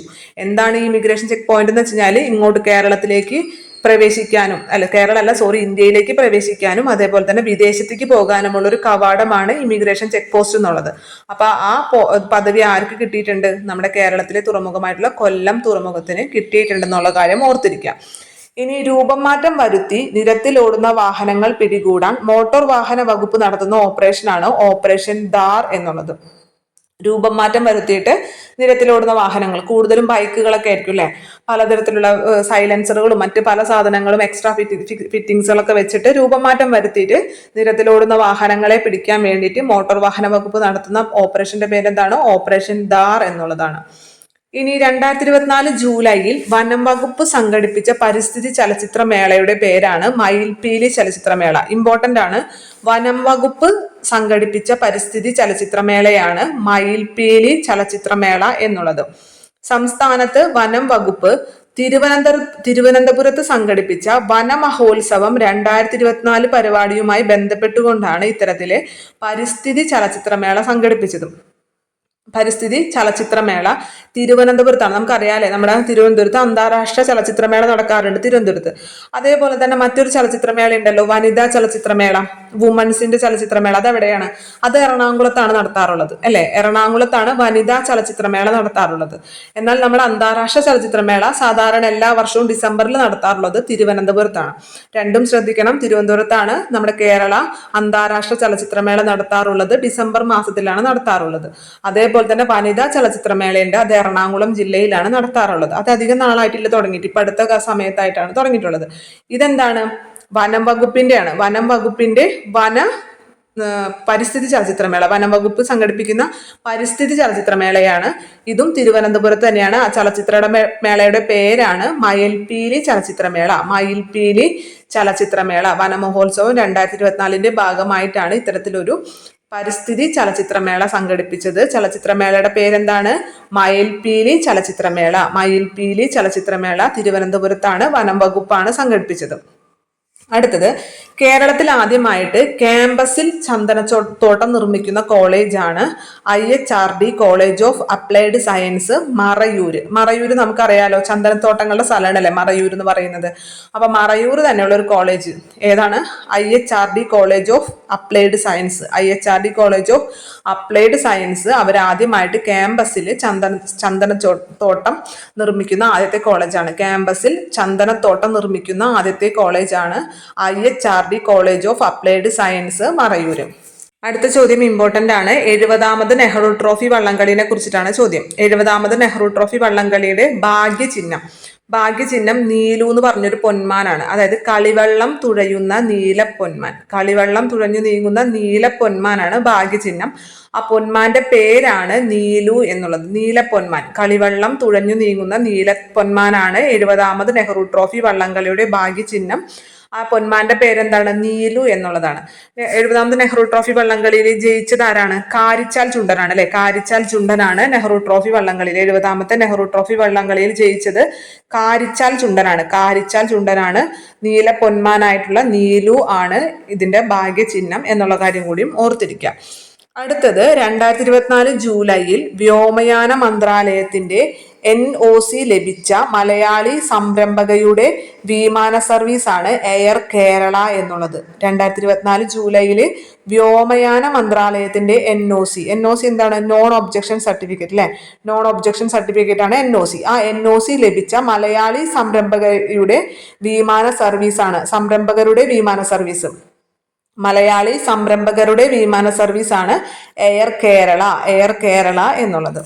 കൊച്ചിയിൽ നടന്ന അന്താരാഷ്ട്ര ജെൻ AI കോൺക്ലേവിൽ പങ്കെടുത്ത നാസയുടെ ബഹിരാകാശ സഞ്ചാരിയാണ് സ്റ്റീവ് ലീ സ്മിത്ത്. കൊച്ചിയിൽ നടന്ന അന്താരാഷ്ട്ര ജെൻ AI കോൺക്ലേവിൽ പങ്കെടുത്ത നാസയുടെ ബഹിരാകാശ സഞ്ചാരിയാണ് സ്റ്റീവ് ലീ സ്മിത്ത് എന്നുള്ളത്. ഇനി മികച്ച ശിശു സൗഹൃദ സേവനങ്ങൾക്ക് ലഭിക്കുന്ന ദേശീയ ഗുണനിലവാര അംഗീകാരമായ മുസ്കാൻ സർട്ടിഫിക്കേഷൻ 2024 ജൂലൈയിൽ ലഭിച്ച കേരളത്തിലെ ആശുപത്രിയാണ് വയനാട് മെഡിക്കൽ കോളേജ്. നമ്മൾ ഓൾറെഡി ഒരു മെഡിക്കൽ കോളേജിന് മുസ്കാൻ സർട്ടിഫിക്കേഷൻ ലഭിച്ചു എന്നുള്ള കാര്യം പറഞ്ഞിട്ടുണ്ടായിരുന്നു. ഏത് മെഡിക്കൽ കോളേജിനാണ്? കോഴിക്കോട് അല്ലെ. കോഴിക്കോട് സർക്കാർ മെഡിക്കൽ കോളേജിനാണ് ആദ്യമായിട്ട് ഈ മുസ്കാൻ സർട്ടിഫിക്കേഷൻ കേരളത്തിൽ ലഭിച്ചത്. കേരളത്തിൽ മുസ്കാൻ സർട്ടിഫിക്കേഷൻ ലഭിച്ച ആദ്യത്തെ ആശുപത്രി കോഴിക്കോട് മെഡിക്കൽ കോളേജാണ്. ഇത് രണ്ടാമതായിട്ടാണ് വയനാട് മെഡിക്കൽ കോളേജിന് ലഭിക്കുന്നത്. 2024 ജൂലൈയിലാണ് വയനാട് മെഡിക്കൽ കോളേജിന് ലഭിക്കുന്നത്. മുസ്കാൻ സർട്ടിഫിക്കേഷൻ എന്താണ്? മികച്ച ശിശു സൗഹൃദ സേവനങ്ങൾക്ക് നൽകുന്ന ദേശീയ ഗുണനിലവാര അംഗീകാരമാണ് മുസ്കാൻ സർട്ടിഫിക്കേഷൻ എന്നുള്ളത്. ആദ്യം കിട്ടിയത് കോഴിക്കോട് മെഡിക്കൽ കോളേജിനും രണ്ടാമത് വയനാട് മെഡിക്കൽ കോളേജിനുമാണ് കിട്ടിയത്. ഇനി സീബ്ര ലൈനുകളിലെ ഗതാഗത നിയമലംഘനങ്ങൾ കണ്ടെത്തുന്നതിനായിട്ട് മോട്ടോർ വാഹന വകുപ്പിന്റെ നേതൃത്വത്തിൽ ആരംഭിച്ച പരിശോധനയാണ് ഓപ്പറേഷൻ സീബ്ര എന്നുള്ളത്. ഓപ്പറേഷൻ സീബ്ര എന്താണ്? സീബ്ര ലൈനുകളിലെ ഗതാഗത നിയമലംഘനങ്ങൾ കണ്ടെത്താൻ വേണ്ടി മോട്ടോർ വാഹന വകുപ്പിന്റെ നേതൃത്വത്തിൽ ആരംഭിച്ച പരിശോധന ഓപ്പറേഷൻ സീബ്രയാണ്. ഇനി രാജ്യത്തെ ആദ്യ മഴ മാപിനി വെബ്സൈറ്റ് തയ്യാറാക്കിയ ജില്ല വയനാടാണ്. രാജ്യത്തെ ആദ്യത്തെ മഴ മാപിനി വെബ്സൈറ്റ് തയ്യാറാക്കിയ ജില്ല വയനാട് ജില്ലയാണ്. മ്യൂസിയം മൃഗശാല വകുപ്പിന് കീഴിൽ സംസ്ഥാനത്തെ ആദ്യത്തെ സൂ സഫാരി പാർക്ക് നിലവിൽ വരുന്നത് തളിപ്പറമ്പ് കണ്ണൂരാണ്. മ്യൂസിയം മൃഗശാല വകുപ്പിന് കീഴിൽ സംസ്ഥാനത്തെ ആദ്യത്തെ സൂ സഫാരി പാർക്ക് എവിടെയാണ്? തളിപ്പറമ്പ് കണ്ണൂരാണ്. കുടുംബശ്രീയും medical students collective of Kerala Sasthra Sahithya പരിഷത്തും സംയുക്തമായി സംഘടിപ്പിച്ച ക്യാൻസർ ബോധവൽക്കരണ ക്യാമ്പയിനാണ് ശ്രദ്ധ എന്നുള്ളത്.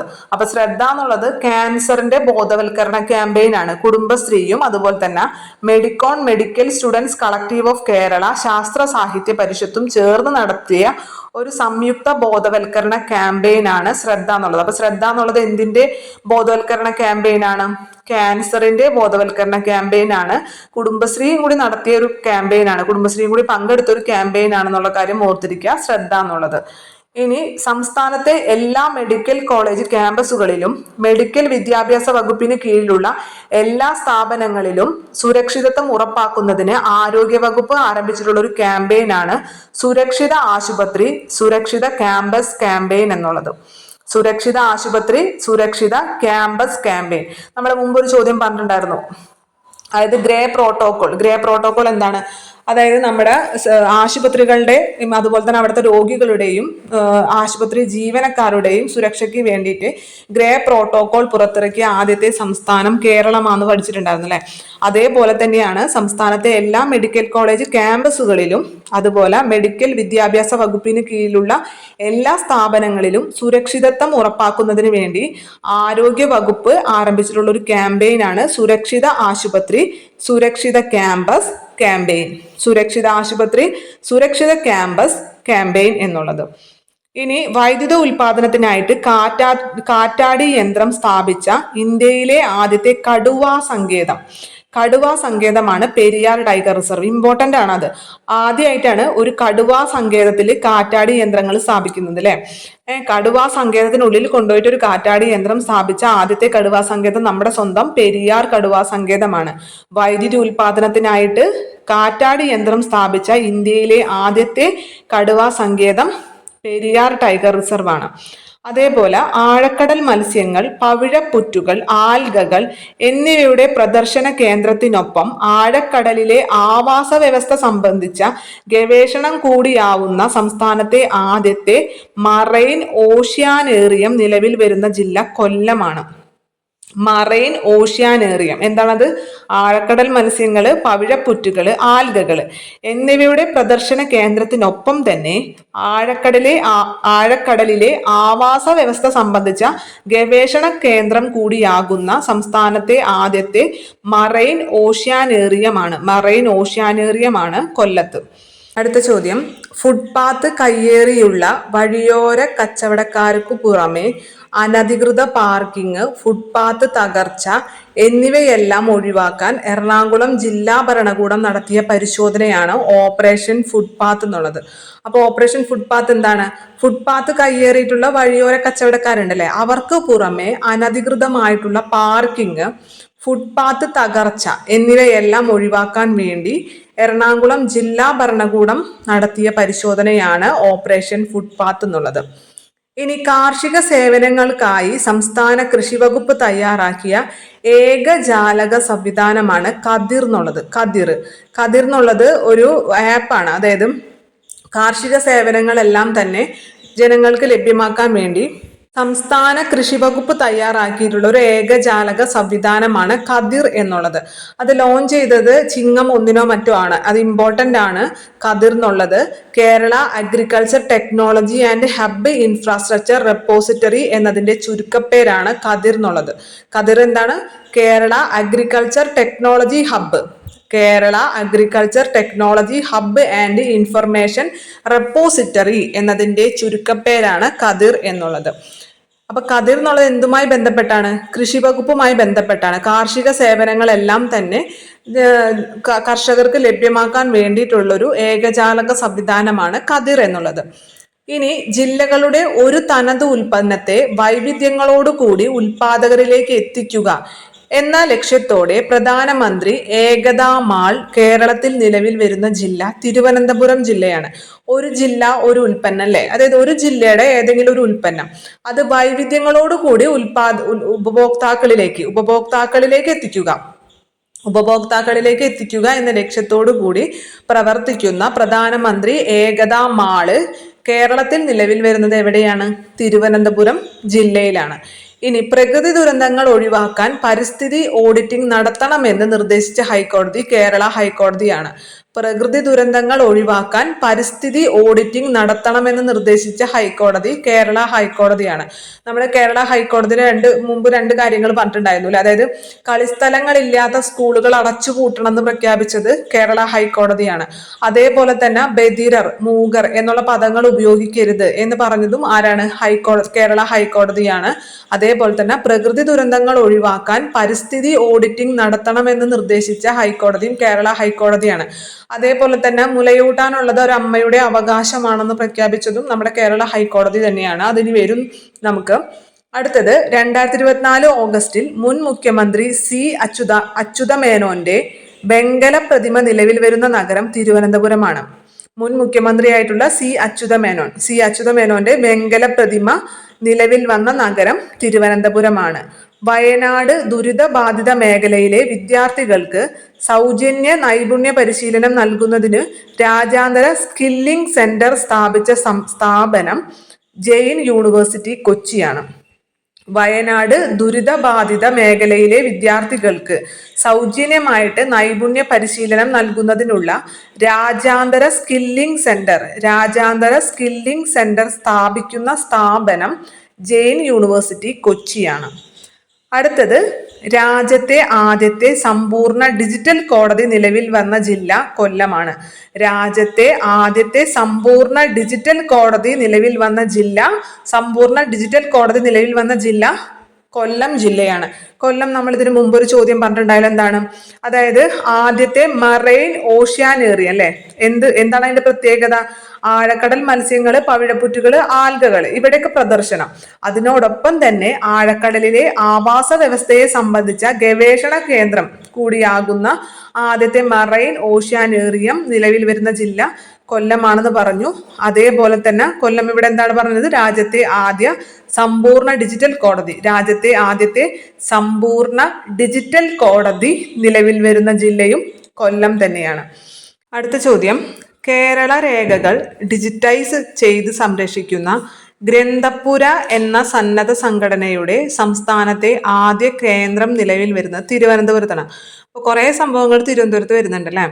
കേരള രേഖകൾ ഡിജിറ്റൈസ് ചെയ്ത് സംരക്ഷിക്കുന്ന ഗ്രന്ഥപുര എന്ന സന്നദ്ധ സംഘടനയുടെ സംസ്ഥാനത്തെ ആദ്യ കേന്ദ്രം നിലവിൽ വരുന്നത്, ഗ്രന്ഥപുര എന്ന സന്നദ്ധ സംഘടനയുടെ സംസ്ഥാനത്തെ ആദ്യ കേന്ദ്രം നിലവിൽ വരുന്നതും തിരുവനന്തപുരത്താണ്. ഇനി ആർട്ടിഫിഷ്യൽ ഇന്റലിജൻസ് മേഖലയിലെ നവീകരണവും സഹകരണവും വളർച്ചയും ഉത്തേജിപ്പിക്കുന്ന കേരളത്തിലെ ആദ്യ റോബോട്ടിക് പാർക്ക് സ്ഥാപിതമാകുന്ന ജില്ല തൃശ്ശൂരാണ്. അപ്പൊ കേരളത്തിലെ ആദ്യത്തെ റോബോട്ടിക് പാർക്ക് സ്ഥാപിതമാകുന്ന ജില്ല തൃശ്ശൂരാണ്. അപ്പൊ എന്തിനു വേണ്ടിയിട്ടാണ് ഇത്തരത്തിലൊരു റോബോട്ടിക് പാർക്ക് സ്ഥാപിതമാകുന്നത്? AI ആർട്ടിഫിഷ്യൽ ഇന്റലിജൻസ് മേഖലയിലെ നവീകരണം, സഹകരണം, വളർച്ച ഇത് ഉത്തേജിപ്പിക്കുന്നതിന് വേണ്ടിയിട്ടാണ് കേരളത്തിലെ ആദ്യത്തെ റോബോട്ടിക് പാർക്ക് തൃശ്ശൂര് സ്ഥാപിതമാകുന്നത്.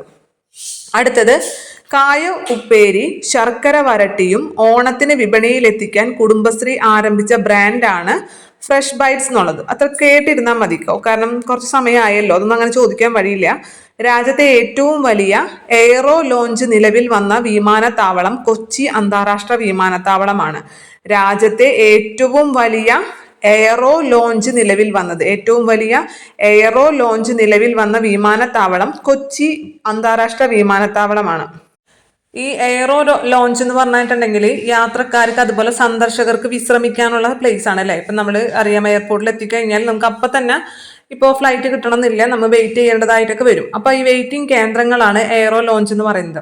അപ്പോൾ രാജ്യത്തിലെ ഏറ്റവും വലിയ എയറോ ലോഞ്ച് ശരിക്കും ഒരു ആഡംബര മുറികളുടെ സൗകര്യങ്ങളോട് കൂടിയിട്ടുള്ള ലൈബ്രറികളും അതുപോലെ സ്പായും മറ്റ് എല്ലാ സൗകര്യങ്ങളോടും കൂടിയിട്ടുള്ള 41ഓളം മുറികൾ അടങ്ങിയിട്ടുള്ള ഒരു എയറോ ലോഞ്ചാണ് നമ്മുടെ കൊച്ചി അന്താരാഷ്ട്ര വിമാനത്താവളത്തിൽ വന്നിട്ടുള്ളത്. അപ്പൊ രാജ്യത്തെ തന്നെ ഏറ്റവും വലിയ എയറോ ലോഞ്ചാണ് എവിടെ നിലവിൽ വന്നിട്ടുള്ളത്? കൊച്ചി അന്താരാഷ്ട്ര വിമാനത്താവളത്തിൽ നിലവിൽ വന്നിട്ടുള്ളത്. ശ്രദ്ധിക്കണം, രാജ്യത്തെ ഏറ്റവും വലിയ എയറോ ലോഞ്ച് നിലവിൽ വന്ന വിമാനത്താവളം കൊച്ചി അന്താരാഷ്ട്ര വിമാനത്താവളമാണ്. നമ്മൾ ഇതിനു മുമ്പ് തിരുവനന്തപുരം അന്താരാഷ്ട്ര വിമാനത്താവളത്തെ കുറിച്ചൊരു ചോദ്യം പറഞ്ഞിട്ടുണ്ടായിരുന്നു. എന്തായിരുന്നു അത്? Zero waste to land hill, zero waste എന്നുള്ളത് അല്ലെ, zero waste to land hill അംഗീകാരം ലഭിച്ച ഇന്ത്യയിലെ ആദ്യത്തെ വിമാനത്താവളം ഏതെന്ന് ചോദിച്ചു കഴിഞ്ഞാൽ അത് തിരുവനന്തപുരം അന്താരാഷ്ട്ര വിമാനത്താവളമാണ് അല്ലെ. Zero waste to land hill അംഗീകാരം ലഭിച്ച ഇന്ത്യയിലെ ആദ്യത്തെ വിമാനത്താവളം തിരുവനന്തപുരം അന്താരാഷ്ട്ര വിമാനത്താവളമാണ്. അതേപോലെ ഏറ്റവും വലിയ എയറോ ലോഞ്ച് നിലവിൽ വന്ന അന്താരാഷ്ട്ര വിമാനത്താവളം കൊച്ചി അന്താരാഷ്ട്ര വിമാനത്താവളമാണ്. പിന്നെ നമ്മൾ ഈ തിരുവനന്തപുരത്തെ കുറിച്ച് ഒരുപാട് കാര്യങ്ങൾ പറഞ്ഞിട്ടുണ്ടായിരുന്നു. നാവികസേനയുടെ പുതിയ ഉപകേന്ദ്രം നിലവിൽ വന്നത് തിരുവനന്തപുരത്ത് മുട്ടത്തറയിലാണെന്ന് പറഞ്ഞിട്ടുണ്ടായിരുന്നു. അതേപോലെ തന്നെ സംസ്ഥാനത്തെ ആദ്യത്തെ മിൽമയുടെ മിലി മാർട്ട് നിലവിൽ വന്നത് എവിടെയാണ്? പഴവങ്ങാടി. പാലും പഴവും അല്ലെ, പഴവങ്ങാടി തിരുവനന്തപുരമാണെന്ന് പറഞ്ഞിട്ടുണ്ടായിരുന്നു. അതേപോലെ KSRTCയുടെ ആദ്യത്തെ ഡ്രൈവിംഗ് സ്കൂൾ നിലവിൽ വന്നതും എവിടെ തന്നെയാണ്? തിരുവനന്തപുരത്ത് തന്നെയാണ്. പിന്നെ അതേപോലെ തന്നെ പ്രധാനമന്ത്രി ഏകതാ മാള്, ജില്ലയിലെ ഒരു തനത് ഉൽപ്പന്നത്തെ അതിന്റെ വൈവിധ്യങ്ങളോടുകൂടി ഉപഭോക്താക്കളിലേക്ക് എത്തിക്കുന്നതിന് വേണ്ടിയിട്ടുള്ള പ്രധാനമന്ത്രി ഏകതാ മാള് നിലവിൽ വന്നത് തിരുവനന്തപുരത്താണ്. അതുപോലെ നമ്മുടെ മുൻ മുഖ്യമന്ത്രിയായിട്ടുള്ള C അച്യുതമേനോന്റെ വെങ്കല പ്രതിമ വന്നത് തിരുവനന്തപുരത്താണ്. പിന്നെ കേരള രേഖകളെല്ലാം തന്നെ ഡിജിറ്റൈസ് ചെയ്ത് സംരക്ഷിക്കുന്ന ഗ്രന്ഥപുര എന്ന സന്നദ്ധ സംഘടനയുടെ സംസ്ഥാനത്തെ ആദ്യ കേന്ദ്രം നിലവിൽ വന്നത് തിരുവനന്തപുരത്താണെന്ന് പറഞ്ഞിട്ടുണ്ടായിരുന്നു. അപ്പൊ ഇതൊക്കെ തിരുവനന്തപുരത്തെ കുറിച്ച് പറഞ്ഞിട്ടുള്ള കാര്യങ്ങളാണ്. ഈ തിരുവനന്തപുരവുമായി ബന്ധപ്പെട്ട കാര്യങ്ങളൊക്കെ കൃത്യമായിട്ട് ഒരുമിച്ച് എഴുതി വെച്ച് പഠിക്കുക. അപ്പൊ നിങ്ങൾ മറന്നു പോകില്ല, അല്ലെങ്കിൽ വീണ്ടും മറന്നു പോകും. ഇനി അടുത്ത ചോദ്യത്തിലേക്ക് നമ്മൾ വരാണ്. സ്മാർട്ട് വ്യവസായ നഗര ഇടനാഴി. സ്മാർട്ട് വ്യവസായ നഗര ഇടനാഴി നിലവിൽ വരുന്ന കേരളത്തിലെ ജില്ല പാലക്കാടാണ്. സ്മാർട്ട് വ്യവസായ നഗര ഇടനാഴി നിലവിൽ വരുന്ന കേരളത്തിലെ ജില്ല പാലക്കാടാണ്. അതേപോലെ വിവിധ ആവശ്യങ്ങൾക്കുള്ള യാത്രയ്ക്കായി എത്തുന്ന സ്ത്രീകൾക്ക് സുരക്ഷിതവും സൗഹൃദപരമായ അന്തരീക്ഷമുള്ളതുമായിട്ടുള്ള സൗഹൃദ താമസ സ്ഥലങ്ങൾ ഒരുക്കുക എന്ന ലക്ഷ്യത്തോടെ കേരള സംസ്ഥാന ചലച്ചിത്ര വികസന കോർപ്പറേഷൻ തിരുവനന്തപുരത്ത് ആരംഭിച്ചിട്ടുള്ള ഡോർമെറ്ററിയാണ് സഖി ഡോർമെറ്ററി എന്നുള്ളത്. സഖി എന്നുള്ള പേര്. ഇനി ദേശീയ അന്തർദേശീയ വിപണികളെ ലക്ഷ്യമാക്കി കേരള കൃഷി വകുപ്പ് അവതരിപ്പിച്ച പുതിയ ബ്രാൻഡുകളാണ് കേരള ഗ്രോ ഓർഗാനിക്കും കേരള ഗ്രോ ഗ്രീനും. ദേശീയ അന്തർദേശീയ വിപണികളെ ലക്ഷ്യമാക്കിക്കൊണ്ട് കേരള കൃഷി വകുപ്പ് അവതരിപ്പിച്ചിട്ടുള്ള പുതിയ ബ്രാൻഡുകളാണ് കേരള ഗ്രോ ഓർഗാനിക്കും അതുപോലെ കേരള ഗ്രോ ഗ്രീനും എന്നുള്ളത്. അടുത്ത ചോദ്യം, മാലിന്യമുക്തം നവകേരളം ക്യാമ്പയിന്റെ ഭാഗമായിട്ട് മാലിന്യങ്ങൾ വലിച്ചെറിയുക, കത്തിക്കുക, മലിനജലം ഒഴുക്കിവിടുക തുടങ്ങിയ നിയമവിരുദ്ധ പ്രവർത്തനങ്ങൾ അധികാരികളെ അറിയിക്കാൻ പൊതുജനങ്ങൾക്കായിട്ട് കേരള സർക്കാർ ആരംഭിച്ചിട്ടുള്ള ഒരു കേന്ദ്രീകൃത വാട്സപ്പ് നമ്പറാണ് 9446 എന്നുള്ളത്. നിങ്ങളുടെ ആശാ വർക്കർമാരും അതേപോലെ തന്നെ വാർഡ് മെമ്പറൊക്കെ സ്റ്റാറ്റസ് ഇട്ടൊക്കെ കണ്ടിട്ടുണ്ടായിരിക്കും. അതായത് നിങ്ങളുടെ ശ്രദ്ധയിൽ ഇത്തരത്തിൽ, അതായത് നമുക്ക് ഹരിതകർമ്മസേനയുണ്ട് അല്ലെ, പ്ലാസ്റ്റിക് മാലിന്യങ്ങൾ ശേഖരിക്കുന്നതിന് വേണ്ടിയിട്ട്. എന്നിട്ടും ഈ പ്ലാസ്റ്റിക് മാലിന്യങ്ങൾ വലിച്ചെറിയുക, അത് വീട്ടിന്റെ എവിടെയെങ്കിലും ഇട്ട് കത്തിക്കുക, അതുപോലെ മലിനജലം ഒഴുക്കി വിടുക തുടങ്ങിയ കാര്യങ്ങൾ നിങ്ങളുടെ ശ്രദ്ധയിൽ പെട്ട് കഴിഞ്ഞാൽ ഫോട്ടോ എടുത്ത് ഈ വാട്സപ്പ് നമ്പറിൽ അറിയിച്ചു കഴിഞ്ഞാൽ അവർക്ക് പിഴയും അതേപോലെ തന്നെ അത് അറിയിക്കുന്നവർക്ക് പാരിതോഷികവും ഉണ്ട് എന്നുള്ളതൊക്കെ നിങ്ങൾ കണ്ടിട്ടുണ്ടാവും. അപ്പൊ അതിനുള്ളൊരു കേന്ദ്രീകൃത വാട്സപ്പ് നമ്പറാണ് 9446 എന്നുള്ളത്. ഇനി അടുത്തത്, സംസ്ഥാനത്തെ ആദ്യ പക്ഷി പഠന കേന്ദ്രം. ഇമ്പോർട്ടൻ്റ് ആണ്. സംസ്ഥാനത്തെ ആദ്യത്തെ പക്ഷി പഠന കേന്ദ്രം നിലവിൽ വരുന്നത് കടപ്പൂർ കോട്ടയത്താണ് അല്ലെ. നമ്മുടെ ഏതാണ് ഈ ബേക്കേഴ്സ് എസ്റ്റേറ്റ് എന്നറിയപ്പെടുന്ന നമ്മുടെ കേരളത്തിലെ ഏറ്റവും വലിയ പക്ഷി സങ്കേതമായിട്ടുള്ള കുമരകം പക്ഷി സങ്കേതം കോട്ടയത്തല്ലേ. അപ്പൊ കോട്ടയത്ത് തന്നെ ഇതെന്താണ്, ഇതിന്റെ പേര് കടപ്പൂർ. കോട്ടയത്ത് കടപ്പൂർ എന്നുള്ള സ്ഥലത്താണ് സംസ്ഥാനത്തെ ആദ്യത്തെ പക്ഷി പഠന കേന്ദ്രം, പക്ഷികളെ കുറിച്ച് പഠിക്കാനുള്ള പക്ഷി പഠന കേന്ദ്രം നിലവിൽ വരുന്നത് കടപ്പൂർ കോട്ടയമാണ്. അടുത്തത്, ഭരണഘടനയുടെ 21-ാം അനുച്ഛേദം പ്രകാരമുള്ള ജീവിക്കാനുള്ള അവകാശത്തിന്റെ ഭാഗമാണ് അമ്മയുടെ മുലയൂട്ടാനുള്ള അവകാശവും എന്ന് പ്രസ്താവിച്ച കോടതി കേരള ഹൈക്കോടതിയാണ്. ഭരണഘടനയുടെ 21-ാം അനുച്ഛേദ പ്രകാരം ജീവിക്കാനുള്ള അവകാശത്തിന്റെ ഭാഗമാണ് ഒരമ്മയ്ക്ക് സ്വന്തം കുഞ്ഞിന് മുലയൂട്ടാനുള്ള അവകാശവും എന്ന് അടുത്തിടെ പ്രസ്താവിച്ച കോടതി കേരള ഹൈക്കോടതിയാണ്. ഇനി രാജ്യത്തെ ആദ്യ സമ്പൂർണ്ണ ഓൺ ഗ്രിഡ് സൗരോർജ ഡയറി എന്ന നേട്ടം കരസ്ഥമാക്കിയത് എറണാകുളം മേഖല ക്ഷീര ഉൽപാദന സഹകരണ സംഘമാണ്. അത്ര ഇമ്പോർട്ടൻ്റ് അല്ല, എങ്കിലും കേട്ടിരിക്കാം. രാജ്യത്തെ തന്നെ ആദ്യത്തെ സമ്പൂർണ്ണ ഗ്രിഡ് സൗരോർജ ഡയറി എന്ന നേട്ടം, രാജ്യത്ത് ആദ്യമായിട്ടാണ് ഒരു സമ്പൂർണ്ണ ഓൺ ഗ്രിഡ് സൗരോർജ ഡയറി എന്ന നേട്ടം കരസ്ഥമാക്കിയത് എറണാകുളം മേഖല ക്ഷീരോത്പാദന സഹകരണ സംഘമാണ്. ഇനി കേരള അക്കാദമി ഓഫ് സ്കിൽ എക്സലൻസുമായി സഹകരിച്ച് കേരള സർക്കാർ സ്ഥാപിക്കുന്ന ഡ്രോൺ റിസർച്ച് പാർക്ക് നിലവിൽ വരുന്നത് കൊട്ടാരക്കര, കൊല്ലമാണ്. കേരള അക്കാദമി ഓഫ് സ്കിൽ എക്സലൻസുമായിട്ട് സഹകരിച്ചിട്ട് കേരള സർക്കാർ സ്ഥാപിക്കുന്ന ഡ്രോൺ റിസർച്ച് പാർക്ക് നിലവിൽ വരുന്നത് കൊട്ടാരക്കര, കൊല്ലമാണ്. പിന്നെ അതേപോലെ തന്നെ ഭരണരംഗത്ത് ടിയാൻ എന്ന പദത്തിന് സ്ത്രീലിംഗമായിട്ട് ടിയാരി എന്ന പദം ഉപയോഗിക്കേണ്ട ആവശ്യമില്ല എന്ന് സർക്കുലർ പുറത്തിറക്കിയിട്ടുണ്ടെന്നുള്ള കാര്യം മനസ്സിലാക്കിയിരിക്കുക. ഭരണരംഗത്ത് ടിയാൻ എന്ന് പറയാറുണ്ടല്ലേ, ടിയാൻ എന്ന പദത്തിന് സ്ത്രീലിംഗമായിട്ട് ടിയാരി എന്ന് ഉപയോഗിക്കേണ്ടതില്ല എന്ന സർക്കുലർ പുറത്തിറക്കിയിട്ടുണ്ട്. ഇനി രാജ്യത്തെ ആദ്യ 24x7 ഓൺ കോടതി പ്രവർത്തനം ആരംഭിച്ചത് കൊല്ലത്ത് തന്നെയാണ്. രാജ്യത്തെ ആദ്യത്തെ 24x7 ഓൺ കോടതി പ്രവർത്തനം ആരംഭിച്ചത് കൊല്ലത്ത് തന്നെയാണ്. ആഴ്ചയിൽ എല്ലാ ദിവസവും മുഴുവൻ സമയവും പ്രവർത്തിക്കുന്ന ഈ കോടതിയിലെ കേസുകൾ ഫയൽ ചെയ്യുന്നതിന് പകരം ഓൺലൈനായിട്ട് വെബ്സൈറ്റിൽ നിശ്ചിത ഫോറം സമർപ്പിച്ചാണ് കേസ് ഫയൽ ചെയ്യേണ്ടത്. കേസിന്റെ എല്ലാ നടപടിക്രമങ്ങളും ഓൺലൈനായിട്ടാണ് നടക്കുക. സുപ്രീം കോടതിയുടെ ഈ കോടതി നയത്തിന്റെ അടിസ്ഥാനത്തിലാണ് ഈ മുഴുവൻ സമയ കോടതി സംസ്ഥാനത്ത് ആദ്യമായിട്ട് നടപ്പിലാക്കുന്നത്. സുപ്രീം കോടതിയുടെ ഈ കോടതി നയത്തിന്റെ ഭാഗമായിട്ടാണ് ഇത്തരത്തിലൊരു മുഴുവൻ സമയ കോടതി സംസ്ഥാനത്ത് ആദ്യമായിട്ട് നടപ്പിലാക്കുന്നത്. എവിടെയാണ്? കൊല്ലത്താണ്. ഇനി 2024 നവംബറിൽ പാലക്കാട് നിയമസഭാ മണ്ഡലത്തിലേക്ക് നടന്ന ഉപതെരഞ്ഞെടുപ്പിൽ വിജയിച്ചത് പാലക്കാട് നിയമസഭാ മണ്ഡലത്തിലേക്കുള്ള ഉപതെരഞ്ഞെടുപ്പിൽ വിജയിച്ചത് രാഹുൽ മാങ്കൂട്ടത്തിലാണ് പാലക്കാട് നിയമസഭാ മണ്ഡലത്തിൽ നടന്ന ഉപതെരഞ്ഞെടുപ്പിൽ ജയിച്ചത്. 3 സ്ഥലത്താണല്ലേ ഉപതെരഞ്ഞെടുപ്പ് നടന്നത്. ഒന്ന് പാലക്കാട്, പിന്നെ ഒന്ന് ചേലക്കര, പിന്നെ അതേപോലെ വയനാട്. അതിൽ പാലക്കാട് ജയിച്ചത് രാഹുൽ മാങ്കൂട്ടത്തിലും ചേലക്കര ജയിച്ചത് UR പ്രദീപും പിന്നെ വയനാട് ലോക്സഭാ മണ്ഡലത്തിലേക്ക് ഉപതെരഞ്ഞെടുപ്പിൽ വിജയിച്ചത് പ്രിയങ്ക ഗാന്ധി. രാഹുൽ ഗാന്ധി പോയപ്പോഴല്ലേ പ്രിയങ്ക ഗാന്ധിയാണ് വിജയിച്ചത്.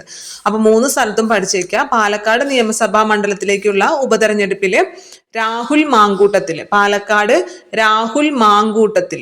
ജില്ലയിലൊക്കെ ഒരുപാട് മാവിന്റെ കൃഷിയൊക്കെ ഉള്ള സ്ഥലമാണ് അല്ലെ പാലക്കാട് ആ ഭാഗം. അപ്പം രാഹുൽ മാങ്കൂട്ടത്തിൽ. പിന്നെ ചേലക്കരയില് UR പ്രദീപ്. ചേലക്കര UR നല്ല ചേലുണ്ടല്ലേ ആർക്ക്? UR അല്ലെ നിങ്ങൾക്ക്. അപ്പൊ UR പ്രദീപാണ് ചേലക്കര നിയമസഭാ മണ്ഡലത്തിലേക്ക് നടന്ന ഉപതെരഞ്ഞെടുപ്പിൽ ജയിച്ചത്. വയനാടാവുമ്പോൾ നമുക്ക് കിട്ടാലോ രാഹുൽ ഗാന്ധിക്ക് പകരം ആരാണ്? പ്രിയങ്ക ഗാന്ധി.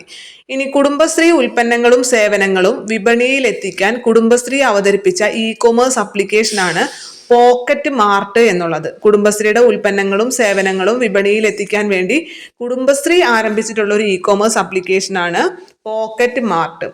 അടുത്തത് അക്ഷരങ്ങൾക്കും ഭാഷയ്ക്കും സംസ്കാരത്തിനും ഊന്നൽ നൽകിയിട്ട് ഇന്ത്യയിലെ തന്നെ ആദ്യത്തെ ഭാഷാ സാഹിത്യ സാംസ്കാരിക മ്യൂസിയമായിട്ടുള്ള അക്ഷരം മ്യൂസിയം നിലവിൽ വരുന്നത് കോട്ടയത്ത് നാട്ടകം എന്ന സ്ഥലത്താണ്. അക്ഷരം മ്യൂസിയം നിലവിൽ വരുന്നത് നാട്ടകം കോട്ടയം. അക്ഷരങ്ങൾക്കും ഭാഷയ്ക്കും സംസ്കാരത്തിനും ഊന്നൽ നൽകി ഇന്ത്യയിലെ തന്നെ ആദ്യത്തെ ഭാഷാ സാഹിത്യ സാംസ്കാരിക മ്യൂസിയം ആയിട്ടുള്ള അക്ഷരം മ്യൂസിയം നിലവിൽ വരുന്നത് നാട്ടകം കോട്ടയമാണ്. ഇനി അടുത്തത് കർഷകർക്ക് സേവനങ്ങൾ ഉറപ്പാക്കുന്നതിന് ജനസേവാ കേന്ദ്രങ്ങളുടെ പ്രവർത്തന മാതൃകയിൽ സംസ്ഥാന കൃഷി വകുപ്പ് ആരംഭിക്കുന്ന കേന്ദ്രങ്ങളാണ് ആശ്രയ കേന്ദ്രങ്ങൾ. കർഷകർക്കുള്ള സേവനം ഉറപ്പാക്കുക. കർഷകർക്ക് ഒരുപാട് സേവനങ്ങളുണ്ട് അല്ലെ. സബ്സിഡി നിരക്കിൽ പല വസ്തുക്കൾ നൽകുന്നുണ്ട്. ഇൻഷുറൻസ്, നമ്മുടെ വിളകൾക്ക് ഇൻഷുറൻസ് ഏർപ്പെടുത്തുന്നുണ്ട്. ഇതുപോലുള്ള ഒരുപാട് സേവനങ്ങളുണ്ട്. ഈ സേവനങ്ങളെല്ലാം ഉറപ്പാക്കുന്നതിന് വേണ്ടി ജനസേവാ കേന്ദ്രങ്ങളിൽ നമ്മുടെ അക്ഷയ സെന്റർ പോലെ തന്നെ ജനസേവാ കേന്ദ്രങ്ങളുണ്ട് അല്ലെ. ആ ജനസേവാ കേന്ദ്രങ്ങളുടെ പ്രവർത്തന മാതൃകയിൽ സംസ്ഥാന കൃഷി വകുപ്പ് ആരംഭിക്കുന്ന കേന്ദ്രങ്ങളാണ് ആശ്രയ കേന്ദ്രങ്ങൾ എന്നുള്ളത്. കൃഷിയുമായി ബന്ധപ്പെട്ട ഡിജിറ്റൽ സേവനങ്ങളും മറ്റ് സേവനങ്ങളും കർഷകർക്ക് വേഗത്തിൽ ലഭ്യമാക്കുവാൻ സഹായകമാകുന്ന ആശ്രയ കേന്ദ്രങ്ങൾ 4ാം നൂറുദിന കർമ്മ പരിപാടിയുടെ ഭാഗമായിട്ട് ആവിഷ്കരിച്ചിട്ടുള്ള പദ്ധതിയാണ്. ഇനി കേന്ദ്ര മൃഗസംരക്ഷണ വകുപ്പിന്റെ പെറ്റ് എക്സ്പോർട്ട് ഇമ്പോർട്ട് അനുമതി ലഭിച്ച കേരളത്തിലെ ഏക വിമാനത്താവളം കൊച്ചി അന്താരാഷ്ട്ര വിമാനത്താവളമാണ്. അപ്പൊ ഇന്ത്യയിൽ തന്നെ ഏറ്റവും വലിയ എയറോ ലോഞ്ച് നിലവിൽ വന്നത് കൊച്ചി അന്താരാഷ്ട്ര വിമാനത്താവളമാണ് അല്ലെ. അതേപോലെ കേന്ദ്ര മൃഗസംരക്ഷണ വകുപ്പിന്റെ പെറ്റ് എക്സ്പോർട്ട് ഇമ്പോർട്ട്, പെറ്റിനല്ലേ വളർത്തുമൃഗങ്ങളെ എക്സ്പോർട്ട് ഇമ്പോർട്ട് ചെയ്യാനുള്ള അനുമതി ലഭിച്ചിട്ടുള്ള കേരളത്തിലെ ഏക വിമാനത്താവളം കൊച്ചി അന്താരാഷ്ട്ര വിമാനത്താവളമാണ്. ഇനി സംസ്ഥാനത്ത് മരണാനന്തര അവയവദാനം പ്രോത്സാഹിപ്പിക്കുന്നതിനും സന്ദേശം പ്രചരിപ്പിക്കുന്നതിനും കേരളം സംഘടിപ്പിച്ചിട്ടുള്ള മൃതസഞ്ജീവനി ക്യാമ്പയിന്റെ പേരാണ് ജീവനേകാം എന്നുള്ളത്. മൃതസഞ്ജീവനി എന്താണെന്നറിയാലോ, അവയവദാന പദ്ധതിയാണ് അല്ലെ. ബ്രാൻഡ് അംബാസിഡർ നമ്മുടെ മോഹൻലാലാണ്. അതൊക്കെ നിങ്ങൾക്ക് അറിയായിരിക്കും. അപ്പൊ ആ മൃതസഞ്ജീവനിയുടെ ഒരു ക്യാമ്പയിൻ ആണ്. അതായത് മരണാനന്തരം അവയവങ്ങൾ ദാനം ചെയ്യാൻ പ്രോത്സാഹിപ്പിക്കുന്നതിനും സന്ദേശം പ്രചരിപ്പിക്കുന്നതിനുമായിട്ട് കേരളം സംഘടിപ്പിച്ചിട്ടുള്ള മൃതസഞ്ജീവനി ക്യാമ്പയിന്റെ പേരെന്താണ്? ജീവനാകാം എന്നുള്ളത്. ഇനി രാജ്യത്തെ ഏറ്റവും മികച്ച അഞ്ചാമത്തെ പോലീസ് സ്റ്റേഷനായിട്ട് കേന്ദ്ര ആഭ്യന്തര മന്ത്രാലയം 2024 തെരഞ്ഞെടുത്ത കേരളത്തിലെ പോലീസ് സ്റ്റേഷനാണ് ആലത്തൂർ പോലീസ് സ്റ്റേഷൻ, പാലക്കാട്.